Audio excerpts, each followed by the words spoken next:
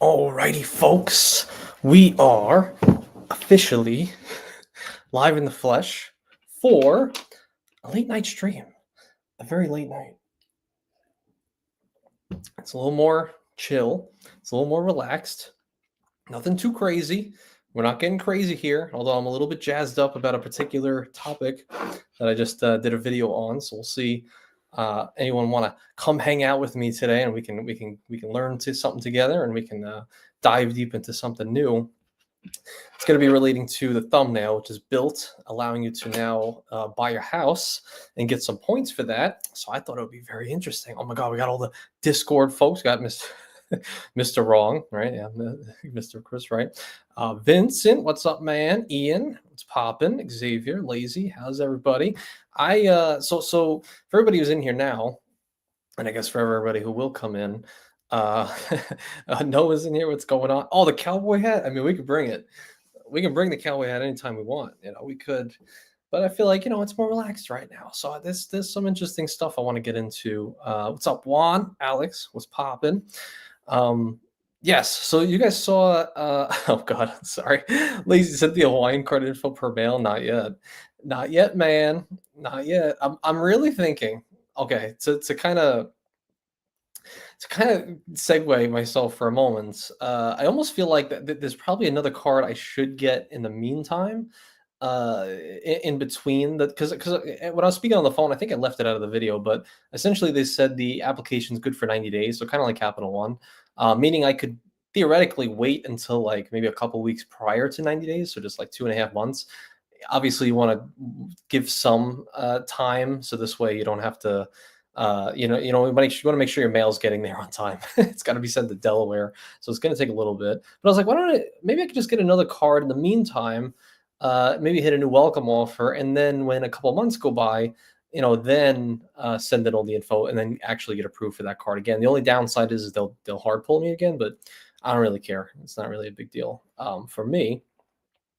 And Ian says, sounds like a good idea, but don't they make you use an EXP Realtor? Okay, so let's get into it. So I have some interesting things to say about this, at least I think, and I think it's pretty interesting. So the Bilt card, I literally just filmed a whole video on this like an hour ago, and I was like, you know what, this would be fun to do live too. So I'm doing both tonight. What's poppin', Yuri? And so basically, you guys might have seen, for those of you in the Bilt program, and this goes for anybody who has a Bilt card or even doesn't have a Bilt card. Anybody that just has the Bilt Rewards program, I thought it was fairly interesting. So everybody who signed on to their app, let me just make sure I have it all pulled up. Everybody who had their app here, and I see Bilt sucks. Listen, I hear you, but look at this. I thought this was interesting. So I think you guys can see this, right? So everybody who kind of went onto their Bilt portal or even looked on their email, they sold the normal stuff here. So you don't need the card to have this little portal here. So it's good for anybody. But if you scroll down a little bit, you can see there's home benefits. So you can earn points on your largest expense. I don't know why they put rent there, but no matter where you live.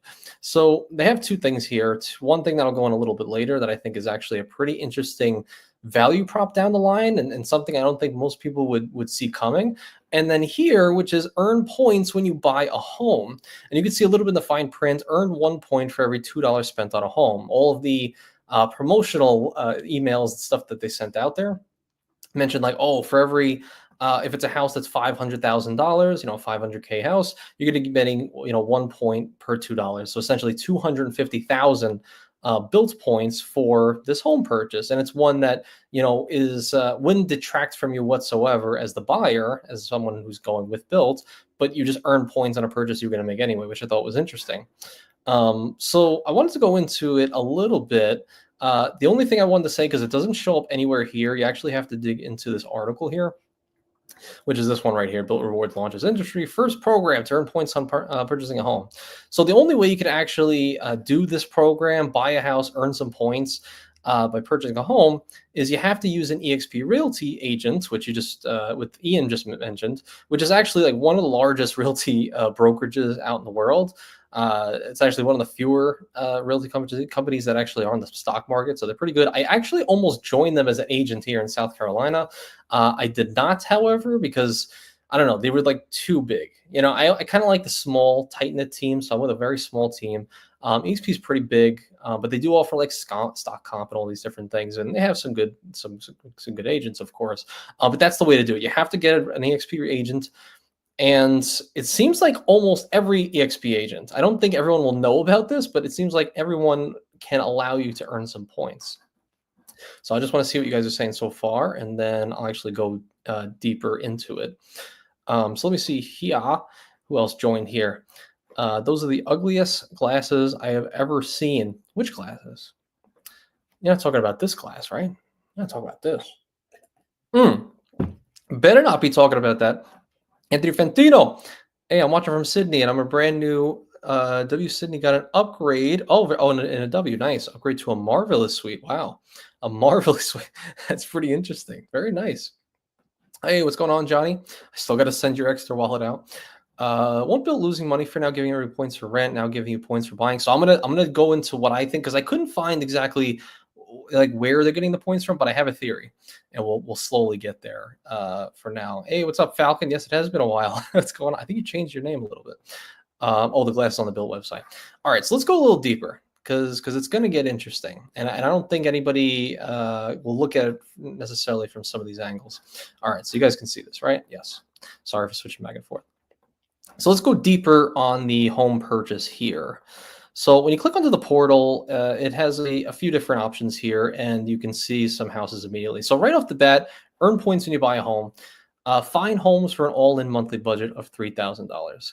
Now, one thing you might see that's interesting is this is the monthly payment. So essentially what you're going to be able to afford is what Bilt says. So they kind of want to make it really easy for anybody who's like going to buy their first house, maybe doesn't know what they're doing. They want to make it very easy and clear to see exactly, based on you, are you going to be able to afford any of these houses down here? And we'll go into some of these things down here, like credit score, income, and all these different things. So one thing you might find interesting is right now it says 3,000. It's inclusive of principal, interest, taxes, and insurance. So all these different things that encompass, for some people, your entire monthly mortgage payment. And I won't go any further than that. But interestingly, if you add $100 here, you can see, oh, to qualify for this mortgage at this monthly payment, you'll need enough income to bring your debt to income ratio below 59%. Now, I thought this was interesting when I saw this, because anybody who's bought a house or has dealt with this whole process, you know that most lenders typically at max, really at max, are going to allow you to have a DTI, debt to income, of 50%, usually about 50. So this is 59%. So right off the bat, I was like, Bilt, what are you doing here? Why are you being so crazy with this right here? And like, which lenders are you using that are using this 60%? Now I get it. Some of these, first-time home buyer programs, yes, you can get that high, but just typically, I don't see it as much, especially in South Carolina. But then when I actually went a little bit further, what I thought was very interesting is when you go into the income tab, it auto puts you at 100K. So it's just a single person, or married, making $100,000 every single year. And so I was thinking about it for a second. I was like, how does that make sense? 59%, 100,000 a year. The math's not mathing. So I looked at it a little bit. I was like, okay, so $100,000, you're making 100K a year, divided by 12. $8,333 gross per month, because if you're going for a home loan, they actually use your gross income, not your net. So after taxes and whatnot. So they're actually giving you gross before taxes to qualify you to get a home and, factor into your DTI. So then I was like, okay, so then what's 59% of that? And I was like, okay, it's 4,916. So technically this is my 59% DTI that you have here. So like, why are we so far off from 3,000 is okay, 3,100 is not? And they didn't explicitly say this, but I dug a little deeper, and I noticed that most of these like AI calculators, like when you're actually, I don't know, like budgeting and stuff like that, whenever you actually use those like AI calculators based on averages of people out there, they actually factor in about $2,000 for normal spend, like, oh, your car loan, maybe you have student loans, credit card debt, stuff like this. So things that, some people don't have. Some people don't have car loans. Maybe they just, I don't know, they work from home or something like that, or they don't, I don't know, maybe they paid for a car outright like I did when I was 16, like paid $5K for my first car. I don't have that. So I just thought it was interesting that they were factoring in $2,000 difference from the actual 59% number. versus what they allow you here. And it's no, you can't actually mess with it. Like liabilities, you cannot actually adjust the number here. So I thought it was interesting. So like way too aggressive here and then way too conservative here. So I thought that was interesting, but I guess it's all in a way to get people to get into the first home and understand what's possible. I'd rather them be way more conservative on this number than aggressive. So I just thought that was an interesting little juxtaposition. Next thing is minimum down payment. They only give you these two options. We'll go into exactly how I think this will play out later on, but it's interesting. So minimum down payment, I'll just kind of spoil it a little bit, but if you go deeper into it, it's basically assuming a 5% down payment. So like any of these houses down here, like this is 400K, 5% down payment, you're not going to put $20,000 down. Okay. But the only other option they give you is 20% down, and then it'll change based on some things down here. The only difference with the 20% down payment for some people who are kind of like new to the whole game, basically, I think it might even mention it here. Yeah. So basically, when you do down payment of 20%, it eliminates the need for mortgage insurance. That's PMI. You guys have probably heard that. The dreaded PMI that everybody's so afraid of. Which is private mortgage insurance, is essentially, since you're somebody who's putting less than 20% down, you're technically a higher risk than somebody who's putting less down, right? Like than putting 30, 3%, 5%, something like that. So the way that the bank kind of assure that you're going to be good for the loan is taking out like an insurance policy on you. So saying, oh, here, it's a 300K house, pay me $150, $200 every single month to the bank. That goes nowhere, just goes straight to the bank as an insurance policy that if you default because you didn't put down so much, 20%, we're going to be good. So it's essentially an additional insurance policy on you.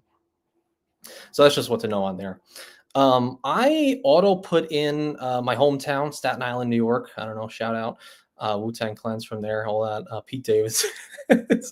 I want to put in there because I just wanted to see houses that I would be very familiar with and pricing and just areas and stuff like that. However, I will say we should probably up the income, but we'll do that afterwards. And then there's also credit score. So credit score is interesting too because they add in 579 or below all the way up to 740, but then they have this use my FICO score 9, which I thought was pretty interesting because it's like one of those FICO scores that I guess is a lot more what they say generous, right? Usually when you look online, you're like, oh, it's way more generous. Like if you have medical debt or stuff in collections, like if you didn't pay your credit card debt and just went to collections, like it's not counted in your overall debt on the FICO 9, but it is FICO 8, which is what most of these credit card issuers will use to verify if you're going to get approved for a house or whatnot, for a credit card and whatnot. And then most home, lenders and stuff, they'll run like 245, FICO 245. So I just thought that was interesting, but I put 740 and above just to be safe. And then before we go a little deeper into the home, actually, I'll just go into it. So let's see. So we want to view more. And when you hit view more and filter, you actually get more of like a Zillow-like. And this is what gets me really excited. Like I was saying on the video an hour ago when I was recording, I was like, it's too bad I wasn't more successful like 5 years ago when Bilt was doing their initial seeding round. Because I'm like, there's a lot of avenues. If Bilt performs and execute correctly, they can actually hit a lot of markets. Like, I mean, I could see a world where, maybe Bilt could be the main search engine for, screw Redfin, screw Zillow, all these different things. Obviously, these are giants, and this is kind of isolated to one thing. But they have all the data here. Anybody can kind of, curate this data, and they make it really easy with the UI. Like, here's the neighborhood, here's the monthly payment, here's the strategy for minimum down payment. Do you want 2 beds and 2 baths? You want a 2-2? Very cool. And then you go into it. So I'm actually going to up this monthly payment a little bit because Staten Island's pretty expensive. All of these houses are actually, what should I say? This is in Jersey. It's in Jersey because it's so low. We got to go higher to actually make it back to Staten Island. And I'll come back to the chat in just a moment. So let's see here. I'll use the house I looked at earlier. So this one, I'm pretty familiar with this house. It's Staten Island. I've driven by it a million times. 1776, good number. Forest Hill Road. It's a good area, but it gets a little cluttered. It's a 3-2, 1,300 square feet for $539,000. Great, fantastic, and that's like still. Like this is because it's not an optimal area. It's like off a busy road. It's not the nicest looking house. I think it's in between condos and townhouses, so it's not amazing. But you can see right off the bat, earned 269,500 points for this, right? Because you divide by 2 for the $2 per, or 1 point per $2. So 270,000 points is pretty cool, man. Listen, if you don't have an agent, and you just want to earn some points, you might as well, go with an EXP agent. But that's something else I have a precautionary tale. The next thing that I think a lot of people are maybe unfamiliar about is being able to use your Bilt points towards your down payment. They have this whole program. They've had it for years now. Essentially, you can see right here, save $36 when you use your 2,400 Bilt points. Where's that number coming from? Up here, I think you guys can see this. That's how many Bilt points I have. I'm signed into my account. So yeah, maybe I can use my Bilt a little bit more. So save $36. When you click onto it, it gives you a whole article, and then this is exactly how you do it. So you click on this form, and you put in all your info, your name, last name, email, all these different things. And you can see in the fine print down here, if you're going to use your points towards a down payment, they're converted at a rate of 0.015. So essentially, the hard way of saying 1.5 cents per point. So for you guys with the Sapphire Reserve, getting 1.5 cents per point in the portal, same exact thing. So 10,000 points is $150 towards your down payment. If you're wondering how many points you would actually need to cover the down payment on this 500K house, I think I estimated it was like 1.6 million Bilt points actually cover the down payment. So it's a lot. I mean, I don't know who's got 1.6 million Bilt points, but it's powerful. And I think if anyone was to do this, like I'm sure there's some people, and I did this in the video just in case there was anybody out there, because I know there's some heavy hitters in the world. I think some would be confused at this. They would say like, when are you purchasing your home, month, day, year? And they're like, what do you mean? I don't know. And I think the main thing is when you actually go through this to want to redeem your points for the down payment, you will have already spoken to your agent, found a house, put an offer in, and you were accepted. And now you're going through with the lender process to get approved for a loan. And you'll actually put in the real estate contract here to buy and sell. Whoops. So that's where that actually would go in there, but I thought it was interesting to bring up nonetheless. Okay, so then we'll go back. So the last thing before I come back to the chat, or the last two things, is if you go here into the mortgage plan, you can actually see like everything. So basically, estimated monthly payment $4,127, and it breaks it down exactly what you're paying here. So $3,000 is the mortgage payment, $282 is mortgage insurance. That's the PMI we were talking about earlier with putting less than 20% down. Then your taxes and insurance and whatnot, and there's no HOA. Oh, very good. Really? Nice, not bad. Rare for that area. And then if you go down to the upfront cost, it'll tell you your down payment and your closing costs. Now here, Ian, if you're still in here, anybody who's thinking about, this is my theory, okay? For anybody who's going to possibly do this, the biggest question people ask is, how is Bilt footing the bill for this, right? How the hell are they giving me 270,000 Bilt points for this home purchase? What are they just creating this out of thin air? Are they taking a loss on everything? Now it kind of wraps into this. So the way I factored this in was if you just do the math, 539,000 times 5% to 26,950. So that's your down payment.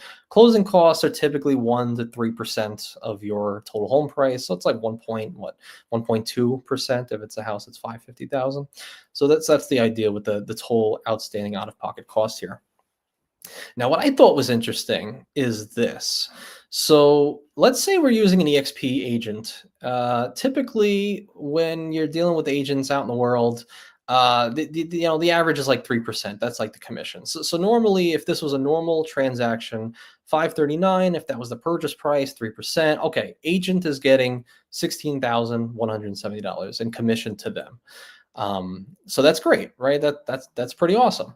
But then look at this. If you type in that same number, and this was my theory, and actually I think it works out.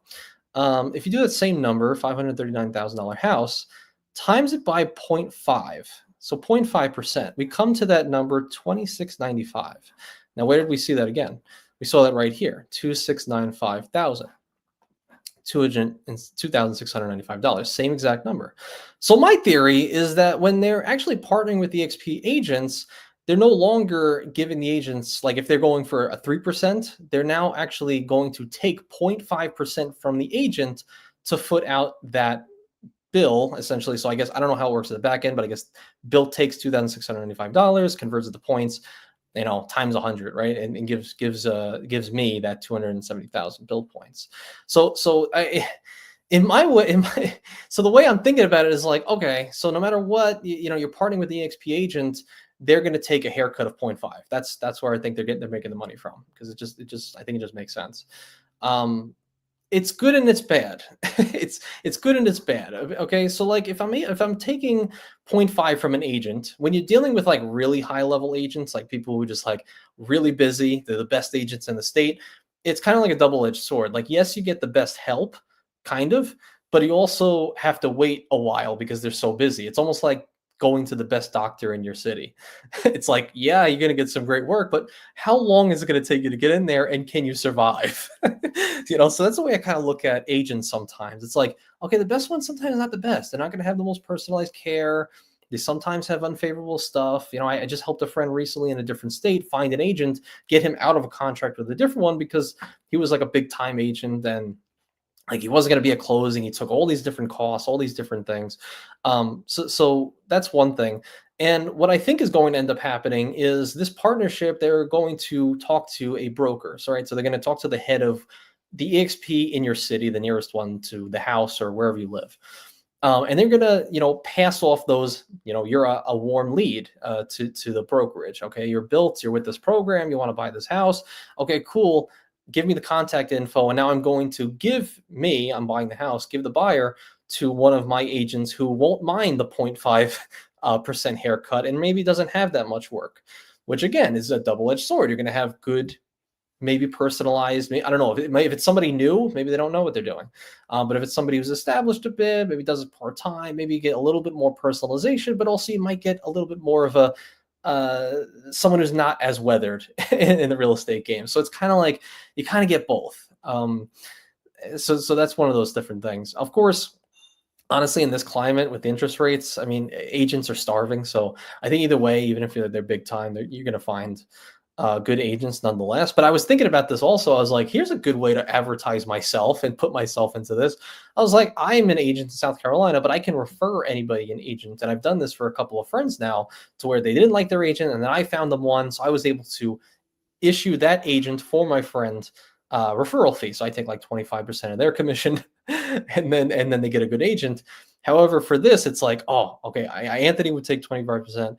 And then Bill's going to take 0.5%. The agent in the middle just kind of gets screwed a little bit. But again, if it's somebody who's like starving for work, it's interesting. So that's what I think is they're getting the money from. I don't think they're going to take a loss on it. I think they take 0.5 from the agent, and they're going to pass it off to agents who don't have that much work, who are just begging to have some sort of a deal. That's what I think is going to happen. How I'm going to verify this is if you look a little lower, it says schedule a tour. In fact, you can actually get a free gift with a home tour. You get a gift from Bilt when you tour your next home with one of our EXP agents.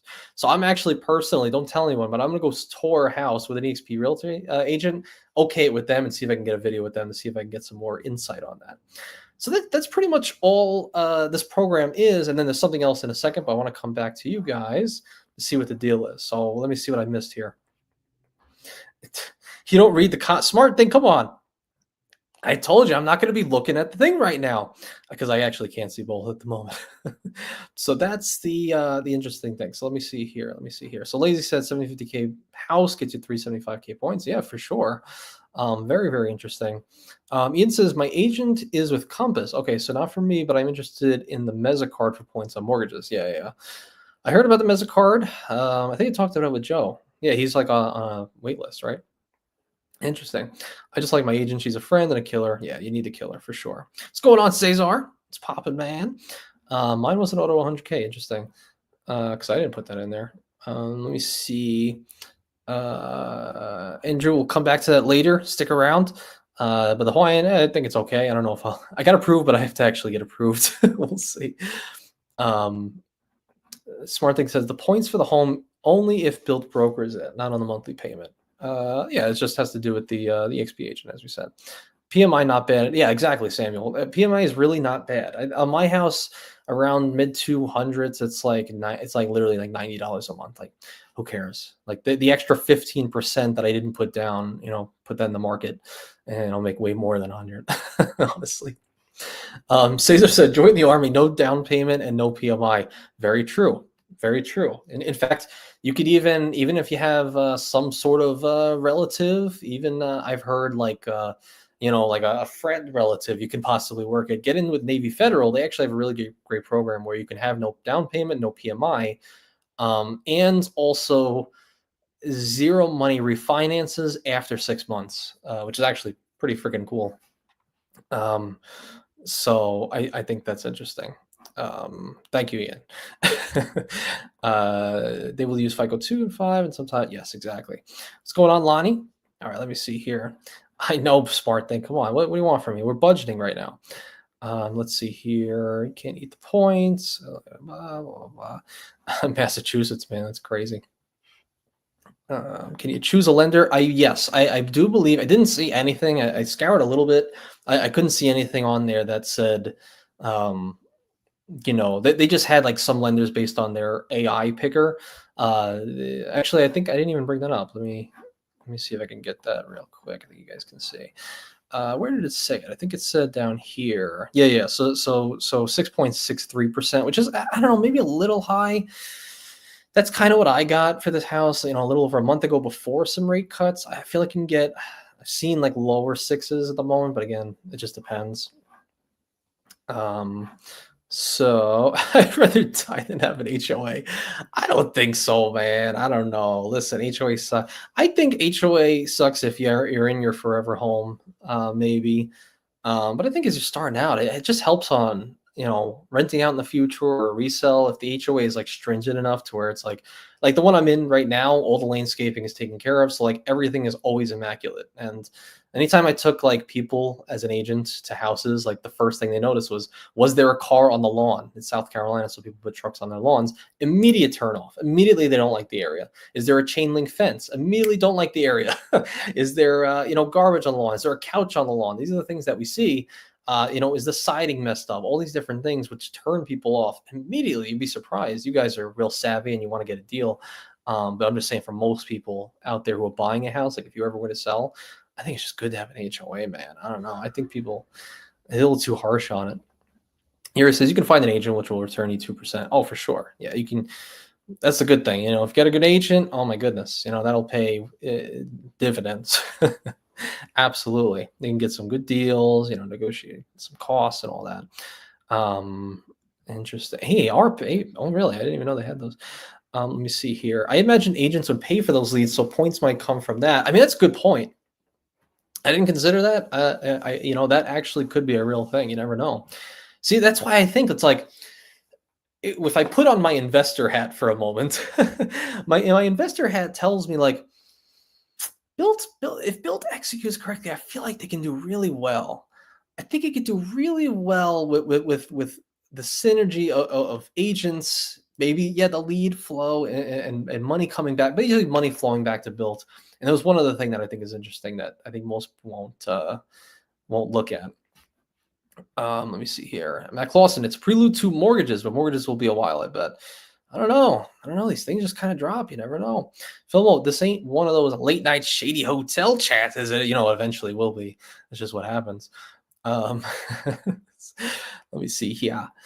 Points. Noah says, I know John R gets bill points with the Wells Fargo mortgage, so that would probably be my first choice if the rate is right. Get a lot of bill points to start and more every month. And that's what I'm saying. I'm like, say what you want about Bilt, but the core mission is notable. I think it's notable. I mean, if you're somebody who's like literally going to be renting, Bilt is still fairly new, and there's still so many people that need to, will get on the whole game of paying your rent with Bilt, and that'll just be a normal thing. Just even non-credit card people just want to pay the rent, and maybe don't get a 3% hit or something like that. And if you're just like building up, I don't know, call it 2,000 points every single month, 24,000 every single year, and maybe it's 5 years and you have over 100,000 points. I mean, it's something, it's something at least. It's in a world where there's so many people who have trouble saving and stuff like that. Like those 100,000 points, could give you a cool, little over $1,500 worth of like your your down payment, something like that. So it's like, I don't know. I'm just thinking in the future, like if you're somebody who's been renting for so many years and you can just convert that over to buying a house, you don't care about travel and transfer to AA and Hyatt. It's like, it's pretty notable. If you can get future homeowners just from this whole program, and now if they make it really easily in the portal, I think it's cool, and I think it's probably a good thing down the line for sure. Johnny said, my nephew bought his first home last December, and it was at an 8% rate. Ooh, I need a buzzer. It's like ding ding, damn, yeah, damn button. Yeah, it's high. It's high. I mean, hopefully, if it can come down like another percent in a couple of years, that would be a cool refinance. Save 3%, something like that. Eat the closing costs, not bad. Matt Close, I can only hope Meza takes a slower approach to Bilt. Interesting. Ian says, my lawn is one of my biggest expenses. I love it. Best in the neighborhood. I would be so mad if someone told me what kind of grass I had to have or how I had to cut it. Yeah, I can see that. So my angle is I don't even think about the lawn. In fact, I would rather have nothing. I'd rather have no lawn. I'd rather have no anything whatsoever. So I like that they shape the bushes and they do the lawn in the front. I don't even have to think about it because, again, it's time, but it's also something I don't really care to maintain. And we have like flowers in the back too, which is cool. Wonder Doc, in Hawaii, one of my HOA fees went from $375 in 2020 to $788 in 2024. HOAs are deal killers. Yeah, that's expensive. And you guys might think I'm crazy, but Doc, you might think that's a lot, but I'm paying double in HOAs. Double in HOAs, man. I think it's a little bit nuanced though. I'm paying $1,500 in HOAs, but the nuance I think is, and just thinking about my life in New York versus South Carolina, like some things are taken for granted, like normal garbage pickup, like in the city in New York City, we pay in our city tax, and we get the sanitation comes and picks up our trash. Here it's like few and far between. Some locales get it, some don't. So here usually you either pay for private pickup or there's like literally a dump to go to in the center of your city and everybody goes to, or your town, I should say. So like that's usually a cost. Well, either the cost of you driving it there, but this area doesn't have that, or you pay for the private, garbage pickup. So this HOA does cover that. It covers the landscaping, and a few other things that I thought was interesting. But I don't know. I just think it's, for now at least, I think it's cool. Dong Kim, tuning in while waiting in line at Costco. What's going on, Dong? I just wanted to mess with Joe the other day when we were live. He called you Don King, so you're forever Don King for Joe. So that's funny. What's up, Doc? Matt says, Bilt turns into a moneymaker that will offset some of Wells' losses, and if Wells is originating the loans for Wells, that will also help for sure. For sure, I could definitely see that. Yuri says it's not clear if Mets will have transit partners, and I mean, maybe not every program needs to have transit partners. Taboo, right? I don't know why. Although he says they will, and Ian says they will. Why do you want Mesa to be slower? Yeah, I would like to hear. Let me see. Some of the potato says, worth it to put 20% down or nah? Mortgage insurance doesn't sound too bad. Okay, so I toyed with this a lot. I can now actually, like, it sucks because I've been in the real estate game, the game of like learning it for the last 6 or 7 years. Went to buy my first house at 21 and ended up falling through, and then I just didn't do it. And then I ended up moving down here. So there's so many delays to actually doing it. But I've been a realtor for years. So I've helped so many people buy houses, but now I actually did it myself. So I can kind of speak a little bit more. Like I didn't want to talk about it until I did it myself, even if I did help others do the same. But I had a lot of thoughts going into this. I was like, 20% down. Do I want to do that? Do I want to pay less a month, or just want, mortgage insurance? And honestly, in hindsight, I really do prefer that I put down 5% versus 20. I think 5% is a good area. Most people do, 3 to 5%. I think 5 is good because it's a considerable money to take out of your pocket. So like, I don't know, 12, 13,000 for me. It gives you just a little bit of security on the house, and the mortgage insurance is really not bad. Like I said, for like a 300K house, you're paying 150 a month in the mortgage insurance. I was like, how hard is it to make an additional 150 a month? I mean, you can Uber Eats for a day and kind of make that if you really wanted to. So I don't really see the problem with that. Like if you have 15%, just sitting somewhere and you would use that for a house. I mean, I don't see why. I mean, you basically just do better putting it in a savings account for at least in this environment. Because it's not like you're going to make less on your appreciation. Like as long as you get in the deal, that's the main thing. As long as you get in the house, that's all I wanted to do. I was like, can I just get in the house? Okay, cool. Either way, I'm still like, as the house moves up in value, I'm going to be gaining some value in the future as well. I think it makes sense if you're like, 20% means nothing to you. Also, like if you do plan to, I don't know, in a year, you want to move out and, rent it out immediately and maybe take some equity from that you may have gained from that year, cash out a little bit, throw it into the next property. I think that can make sense. I had a lot of clients do, similar things. But for, people just starting out, I really feel like, just going a little bit lower, maybe 5% makes sense. Um, so I think it's interesting. Malhi, what's going on, my goat? What's going on, man? Nothing. Like Rocket Mortgage Company. I forgot what we're in reference to. Rocket Mortgage. First thoughts on that is very easy to get set up, but and can be expensive, but it depends on your area. That's the most I could really say on that. Doc says 1,500 HOAs. Dang, is this a new build? Seems a lot for SE. It is a lot. It's actually the most expensive HOA I've ever seen, and I've been in a lot of neighborhoods, like wealthy neighborhoods. This is the highest. Um, it's not a new build. It's about 20 years old now, so early 2000s. Very nice. Luckily, this house, I guess the previous owner was they had like a relative who was an interior designer, so they like revamped everything. Like they made sure everything was like new, updated. So it's like almost a new house. And I think they only did the roof like 5 years ago. They replaced the roof 5 years ago. So I mean they did a lot. The only thing that did go as soon as we moved in was the washer and dryer.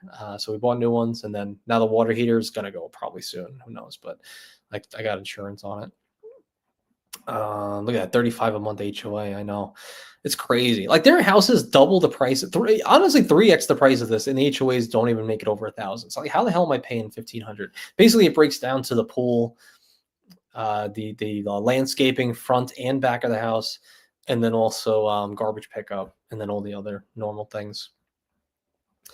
What's the pause? So what's going on, Mike? Wondering how you strike a balance of solo. Let me get that first. Hope you're earning some credit card rewards on those HOA dues. Yeah. Luckily, they the previous owners paid throughout the rest of the year, so I will owe in probably a couple months. So we'll see. We'll see. Definitely got to hit some welcome offers on it though. How do you strike a balance of solo versus couples travel? I mean, it's hard to say because I've only technically I've done like one, maybe two trips solo ever, like not with my wife. We do everything together, so it's tough. We don't really want to be apart, so I don't have a good answer for that. I don't have a balance. If I go solo, then she hates me for a little bit because she's like, "Oh, I don't get to see you, and you don't text me." So I don't have that figured out. A smart thing, Bilt is selling our information. That is why they track all spending across all cards, and they know what cards you have. They know your info. They know your credit. That's how they making money. I'm convinced. How everything is free with Bilt with no catch. Why they want you to link every credit card and give you points to it. I mean, it's a good point, right? It's like nothing's free. So, I mean, I guess like anything else, like what did Lonnie tell me? He's like, oh, if you don't know how they make money, they sell your information, sell your data. But I just think everybody's selling your data nowadays, to be honest. Who really knows? I was talking to Calby about it off camera, and he was like, he's doing more research. It's like, I bet that they're not actually partnered with anybody. And in fact, they're just taking losses and they're just buying points from all these different programs, calling it a partnership. I don't know. Matt Clausen would probably have something to say to that. But I thought it was interesting. Let me see here. Smart thing. Oh, some in Miami, some buildings at 30. Oh, yeah, for sure. I mean, you can get some condos that are all in, like, gym and, saunas and like basically like an Equinox gym in your condo in Miami. And you, for sure, you can pay a lot of money on that. Don't get a heat pump if you get a new hot water heater, loud, so loud. Really good to know. Good to know. I mean, what would be the purpose of the heat pump, you think? I guess in that case. But definitely got to get a new hot water heater at some point. We'll see. South Florida HOAs are bananas for sure. Here it says you can't usually can pay HOA with credit cards, just with Bilt. Yeah, I mean, you could do that. You could do the, you could, issue the check and stuff like that. I'm pretty sure I asked them. I mean, now you're making me second guess myself, but no, I'm pretty sure I asked them, and you actually can with this portal. Yeah, you can. Yes, I did recheck it, so you can with this portal. So that's pretty cool. Trips with Calby count as a couples trip. I mean, you know it. Yeah, you know it, right? You know it. It's funny in a Filmo, right? We were in the Discord, the Venture Capital Discord. Everybody was talking about like all the trips they've done in the in the last year, and and his answer was like, oh, a million Hyatt, million, Marriott, whatever, and then like friend's couch, and I was like, oh yeah, I forgot about that. I was like, yeah, I did sleep on Calgary's couch, not his bed, but his couch, twice this year, probably more to come. I did actually, last time I saw him, I was like, do you mind if your wife sleeps in the second bedroom and I go in bed with you? Anyway, Smart Thing says, for Christmas, Anthony needs a second screen for streaming and a front ring vlogger light. I know. Listen, I was thinking about friggin' lighting, man. I hate the lighting in here. It's so bad. I thought this was more cozy. Um, but I need like a light, but behind me is a Christmas tree. That's a little light that I have coming this way. It's a Christmas tree. So I'm like, I have no room for a box light.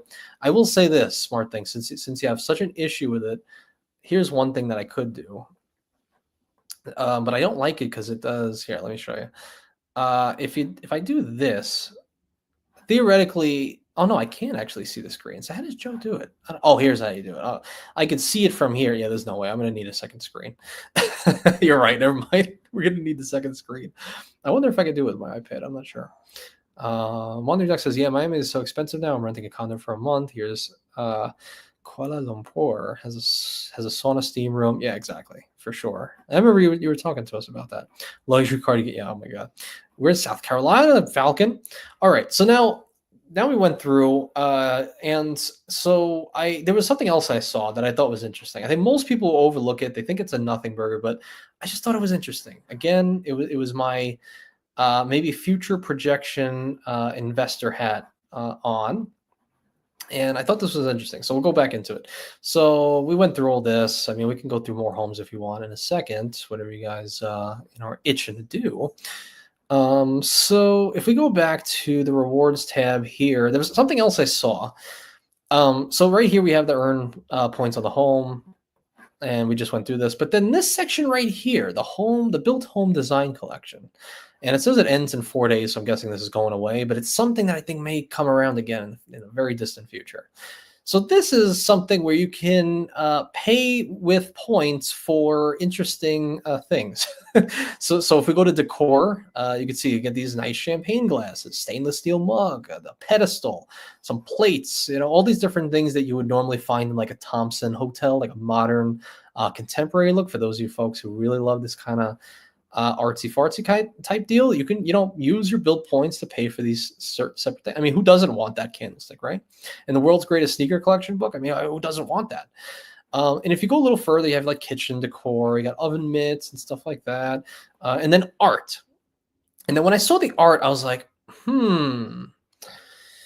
yeah, you're still getting the 1.5 cents per point, something like that. But I was also thinking to myself, is it quite possible in the future that there is such a I don't know, somehow a perfect supply chain of partners that Bilt can somehow get over years where they can actually issue uh basically furnishing your house. Like I can envision a time where this is a couch and here's a flat screen TV, and like these are partnered assets, partnered couch. I'm with Broyhill, I'm with maybe I'm with like Raymore and Flanagan or something like that, and they get some kickbacks for being able to advertise their couches on Bilt's site here. And they have lifestyle, they have some bath decor and a few other things. But I'm like, okay, so this is a really high-end artsy stuff that probably cost them kind of nothing for this partnership. But what if there's a time in the future where you can rent your whole life, use those points to buy a house, you buy a house that's unfurnished, and you can furnish the house all on the Bilt's platform? Sounds far-fetched. I get it. Listen, I get it. I know these things to scale is probably impossible, but I can see a road where that would be interesting. I mean, it's already laying the groundwork that's a thing. There is something here to buy through this collection. So like, why not in the future? If somehow advertising space and partnerships and discounts is a way to work it in, that we could furnish your house, buy the house and then furnish the house all right then and there. So I don't know. I just thought that was interesting. I don't know. What do you guys think about that as I come back to the main screen right here? Anthony's getting fancy now. Thanks. Um, what do we got here? What's up, Anthony? Happy Thanksgiving. What's going on, JP? JP Knowledge in the house, man. Happy Thanksgiving to everybody. I forgot to mention that. Hey, Juan, I cannot, I can't forgive you. I'm so late. I'm sorry. That's funny. Oh, thank you, JP, for that. Listen, hey, appreciate you. You kind of, you also sold the deal on the live stream a couple days ago on Sunday. You're like, he's like, you should totally get it. I got it last month. I was like, if JP's just running around getting that, why not? Let's do it. So thank you, sir. I hope I can put it to some good use finally. Yeah, Melio, I think is it's like isn't it like one of the I had some people reach out to me via email. They're like, hey, we'll pay you to do a Melio versus QuickBooks. So I guess it's something like a QuickBooks, I'm guessing. And I was like, I don't know nothing about either of those programs, so I'm not gonna do that. That's just a waste of time for me. But I think it's something like a QuickBooks. Let me see here. Should I waste a 524 get the Bilt or wait and see Chase Emerald? I don't know. Is this something you guys are really considering? Like, is the Emerald card a thing? Is that really a thing happening? I mean, I heard about it. I didn't really look into it. I know they had some stuff, but I, I don't know. I feel like I don't know. I think there's some merit to waiting for things to be announced. Like that Palm card and Emerald card and all these different things. But I just don't see. I don't know. I just feel like there's so many other great things to be doing out there instead of like if you can get some good value from a card right now, cool. I think just do that. And then when it comes out, it's not like it'll come out and then it'll never go out again. It's not like buying like a PlayStation 5 or something and then it's like gone for months and months. Like it'll be there. So if at that time garden a little bit, just be a little conservative, but maybe get a card you can get now, enjoy it, get some points, and then when it comes out, and whenever it comes out, if it does, then you go for it. Anthony, if you can get fee-free payments on Melio like Greg from Frequent Money does for promoting it, could be a huge point maker for you. So you're saying, so I guess with Melio, you're saying I can maybe make payments for business spends, get some points back for that. Almost like I don't know. Does that end up working? Does Melio do something like Plastic where you can pay for irregular things with your credit card? Maybe pay a fee, maybe pay no fee.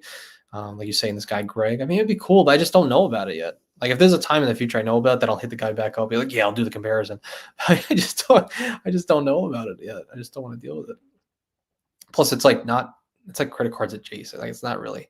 Oh, same thing. Okay, good to know. Interesting. Mike said, if you had to choose your 5 Amex credit cards, either 3 Hilton and 2 Marriott, or 1 Delta, 3 Hilton and Marriott Biz, which would you pick? Okay, interesting. 3 Hilton, 2 Marriott, or 1 Delta, 3 Hilton and Marriott Biz. I mean, if I could choose either Hilton. See, I just don't. Why would I have to be in that situation where I have all 3 Hilton cards? It's like once you have the Aspire and even call it the Surpass too. Like, why do I even need the no annual fee one? Is there? Can I not have that? I mean, I'd love to have like a Delta Gold. Yeah, like a Delta Gold would be great. Delta Platinum would be great. Aspire, Surpass, and then a Boundless. That'd be cool. I'd be down with that. Or oh, I guess you said for 5 Amex cards, would it be Marriott? I just don't see the point in the Marriott business. Maybe I'm wrong, but I just feel like the welcome offer, and that's the deal. But I'm not sure. But yeah, as Noah says, just get 3 Aspires, like Yuri, right? 2 Aspire, 1 Surpass, BVP, Delta Reserve. Yeah, I mean, I could see that. I can actually see that for sure.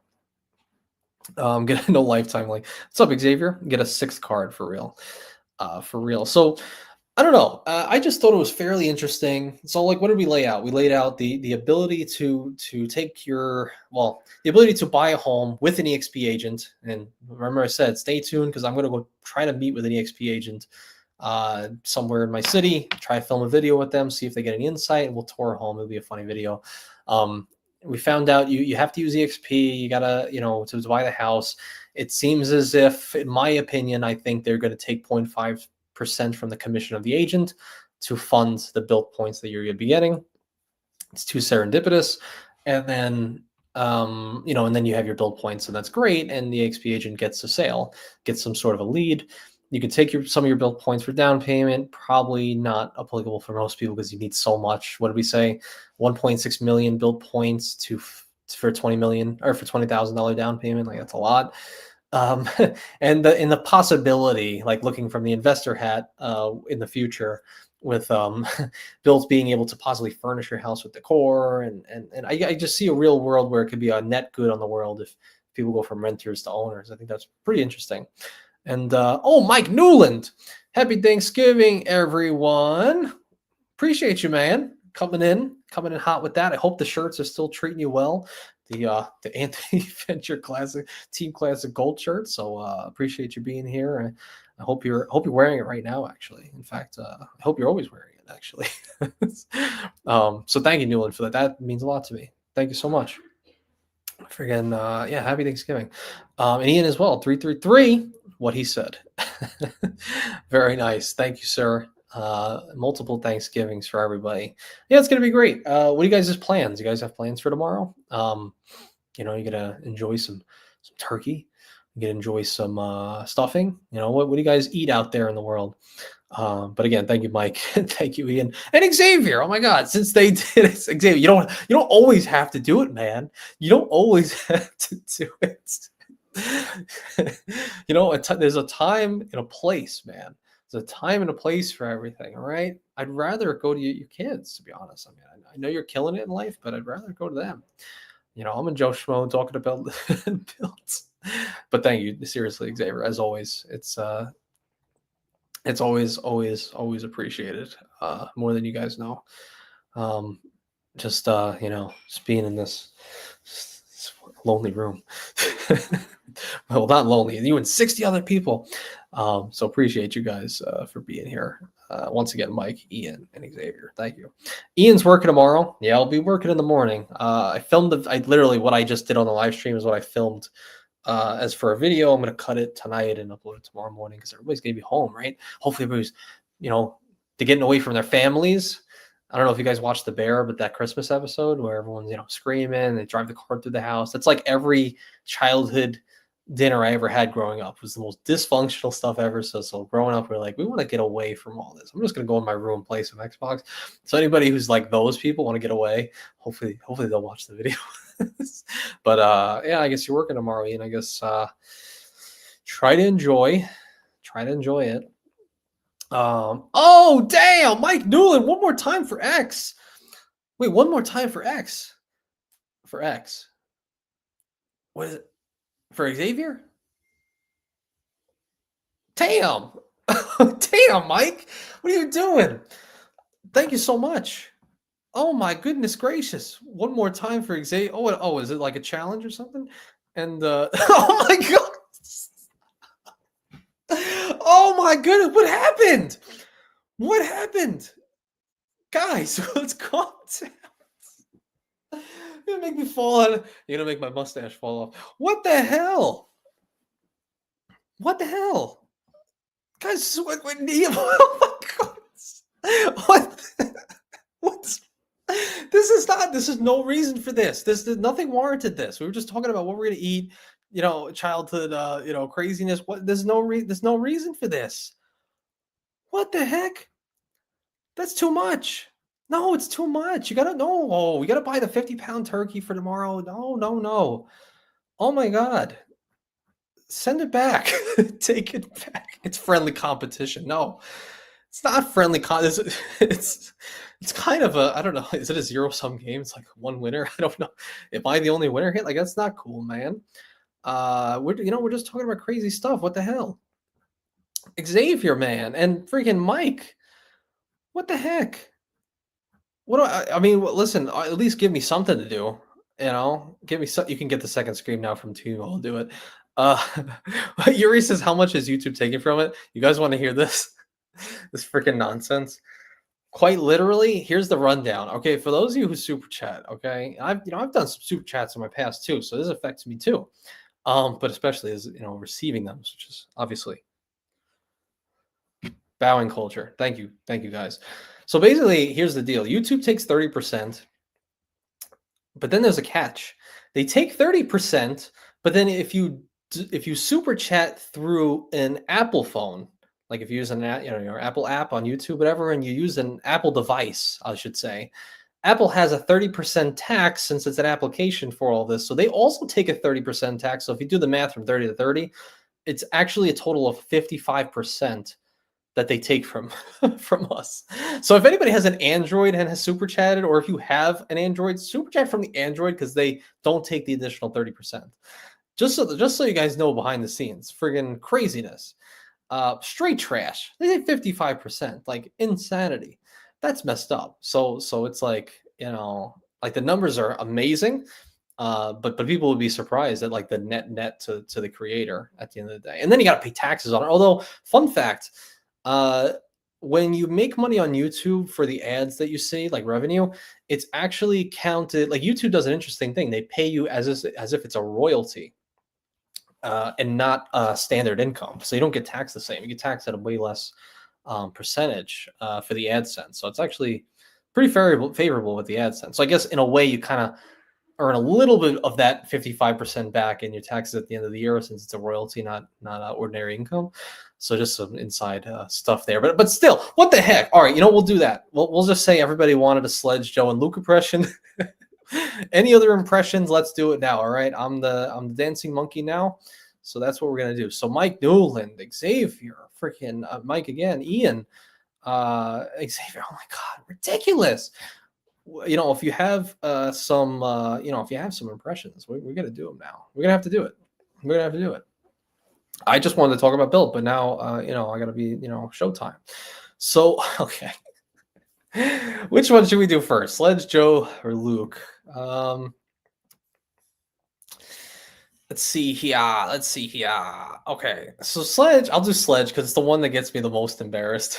I just like people like the Sledge impression, but it just gets me so embarrassed, and it'll get me canceled one day. So what should we say? What would Sledge say in this moment? Actually, what was I just watching? Let's say I'm on a live stream right now. Sledge is doing 20 questions with Sledge, and I'm with Ian. All right. Oh my God. 1 second. Oh God. It's on my face. All right. I can't do it. My voice is not. He's like back here, right? He's like, Luke and Anthony Venture are going live at the exact same time. It's so bad. Who do you watch and why? I can't. It's too bad. It's too bad. I'm gonna get kicked off. I can already see Sledge now, just like, because I'm a G. Let's move on. I don't like that impression. I don't think it's good. I don't think it's good. And just remember, my opinion is more important than everyone else's. I can't do it. The voice isn't working right now. I like when he says, do your research on, like, it's not enough that he said, my opinion's more important than yours. Then he says, do your research on my opinion being more important than even yours. like why'd you even have to add that in? So that's just great. Okay, so Luke, I'll save Joe for last because he's easy.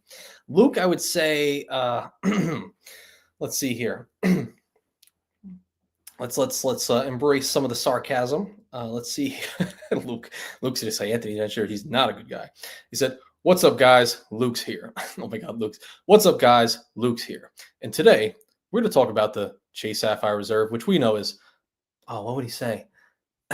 Which we know is the fan favorite. And we all know that you guys love to redeem through the portal. And what would he say? He's always got something. He's always got something. One of the funniest things I always hear him say, which shout out to Jake Mercure. He's a good guy. But he says, like, the only person that I know who actually gets a benefit from Lyft Pink is Jake Mercure and those wheelie bikes over in New York. I'll see you there one day. Something like that. I don't know. How's my Luke? Is that bad? Luke phrases include big league, We got some big leaguers in here and some big time redemptions. Oh, what does he say? We'll do oh, there's another thing Luke says. He's like, I don't know, does he still say it? I feel like I haven't heard it in a while. He's like, uh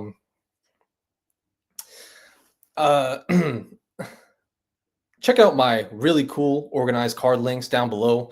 It lets me keep my videos mostly ad free, since that's what you guys prefer. Come on, that was actually legit. Come on, that was pretty legit.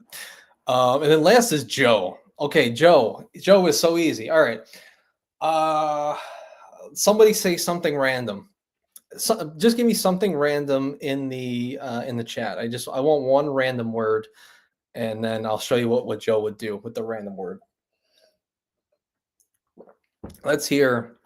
I'm glad people like. That's pretty good. Just say what? No, the way was too easy. We need something crazy. Just a random. That impression's 9.5. Oh my god. No, it's so bad. Everyone's gonna send this to them. I kid you not. Jello shots. Oh, Filmo. I'm so thankful. You know, Filmo. You know I love you. You know I love you, Poppy. I'm so glad you brought that up because I remember back in and it's crazy. You remind me of this. Like you read my mind, but Conyo. In 1989, I remember I was on first and third, and I remember my friend turned to me and he said, "Let's go into this bar here. I have something to tell you." And I go in with him, and he says, "Okay, I got a deal for you, but the only way I'm gonna actually be able to give you this deal is you do a Jello shot off that broad over there." And I mean, coño, I said, and I said, "That's fire. That is fire. I kid you not. I kid you not. From my mouth to God's ears." He said Jello shots off the girls. I mean that's Joe. I mean that is Joe. I mean I don't know if I feel like I know Joe pretty well. I mean that's okay. What? Dead ass potato. You said it right there. You said it right there. Dead ass. Yeah, that's Joe. That's Joe. Oh yeah. I just want to say I thank you. This finger. I thank you for giving me the privilege. Anthony, what can I say about you? I love you, Poppy. I love you. Your family. You were the first person to put me onto this. I wouldn't be able to figure out all this. I wouldn't be able to figure out all this. Oh, it's great. I want to do more, Joe. In fact, give me other random words. We could probably figure it out. That is fire. Let's talk about the scooter used to ride around to work in DC. Newland, I don't know if you're talking about the debate. You might be talking about the debate I had where I made up a lie where I lived in DC, but anything to win a debate though. Juan says $10 for a Cesar Joel limited impersonation. I could do that. For $10, I could do a Cesar. I could do a Cesar. Okay. Cesar, a lot of what I remember from Cesar, like the words that are embedded in me, are from the debate he had, or I should say, the debate I created between him and JP for Hyatt versus Hilton. So Cesar is, he's so Cesar will come in. If I had the Spanish, it would be great because it would be. If you ever watch his channel, he's just on. But in English, he's more like. I love I love Hilton. It is the best. I don't know any other programs that offer as much value as Hilton. I never have an issue finding availability, and Hyatt. I try to book Hyatt, but I cannot find any availability. Sebi, no. So that's why Hilton is the best. VentureX is a good card. Don't get me wrong. Easy to justify, but is not the best. The Platinum card is the only card that can encompass your entire travel experience. How's my Spanish accent? Is that good? How's my Puerto Rican accent? Oh my God, Juan says. Yes, what was it? Hilton is the best. I hope these people. I mean, I've already done this to them a million times. Phenomenal. Why does this always become an impression con? This is so bad. We're gonna get killed. Dude, we need a daily life. We're impression for $1. All right, impressions for $1. That's it. How are your Calby and CJ impressions? Oh, that's a good one. Sebi, I don't know. I was just hanging out with Sebi. I was hanging out with him in Atlanta because there's a thing called FinCon, which is a financial convention. And I was there with Calby, Lalit, Daniel Braun, and Sebi were there, and we were all hanging out. So I got to really kind of know Sebi a little bit more. We hung out a good amount. He's amazing. He's a very awesome guy.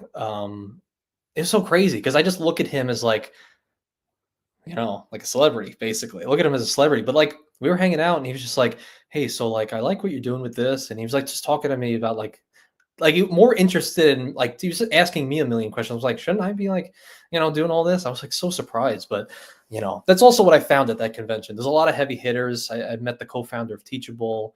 People have like tens of millions of dollars hanging out with them. And one thing I realized is they ask more questions than answer questions, I should say. So it's like I remember this old phrase: "He who asks questions rules the conversation." And I think for these high net worth people, they'd rather observe, learn the room, see who the people are, learn what you can from people before divulging anything really.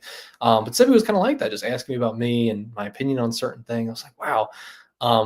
But he's funny. He's very unhinged sometimes. Like I remember we were at this sponsored event by this company. They sponsored like a happy hour, and he's like, I'm just here for the free food. And he was like literally going to the bar. He's like, hey, let me order these wings. Let me order this. He's like ordering a million different things because he just wants the food. It's all free. And I'm with that too, but I wasn't that comfortable. And I played foosball with him.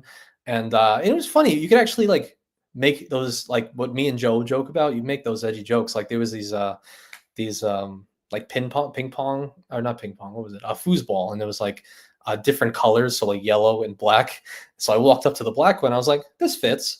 Because he was yellow, the whole thing. And he actually was like, we went along with that. He was funny. So it was great to actually meet him. So an impression of him, I don't know. He's like, Bilt is just starting. Bilt, I don't know, it's hard. You have to get a little more nasal. He's like, Bilt is just announced. I can't do it. I don't know. It's different because it's more down, but it's also more enthusiastic that I'm portraying. I'm gonna have to hear him more. I'll do it. Maybe one day we'll come back with it. Excuse me, Vince Pasquale. How are you? How are your Calby and CJ impressions? Um, so CJ's easy. CJ is very easy. Basically, I'll just say Team Classic Gold. Screw Rose Gold, the pink gold, and he'll just say, "So Anthony, you stop it. you stop it. Rose Gold is for businesses. It is for businesses. Okay, that is what Rose Gold is for." He's like, and then he'll like do a quick sentence like, "Do you remember that poll we did with Rose Gold and Classic? It wasn't 100% gold," like something like that. But usually when I make fun of him on video, it's like him standing out in the cold because he wasn't hanging out with the gold members. And he was like, I would never be in there with those classic gold holders. He's got that deep voice. So CJ's not that great. You could probably just do this, and that's CJ. He's so jacked. Calby's interesting because Calby's a little more interesting because he messes up sometimes his words, and he'll like put other words in place. And sometimes he won't fully enunciate some words. The some words he just will like brush over. He's probably in this chat now. So let me think. Oh God, because now it's hard for me to parse out in real life Calby the way he talks, and then in camera because in cameras you can cut out a lot of stuff. Oh, Calby, I don't know.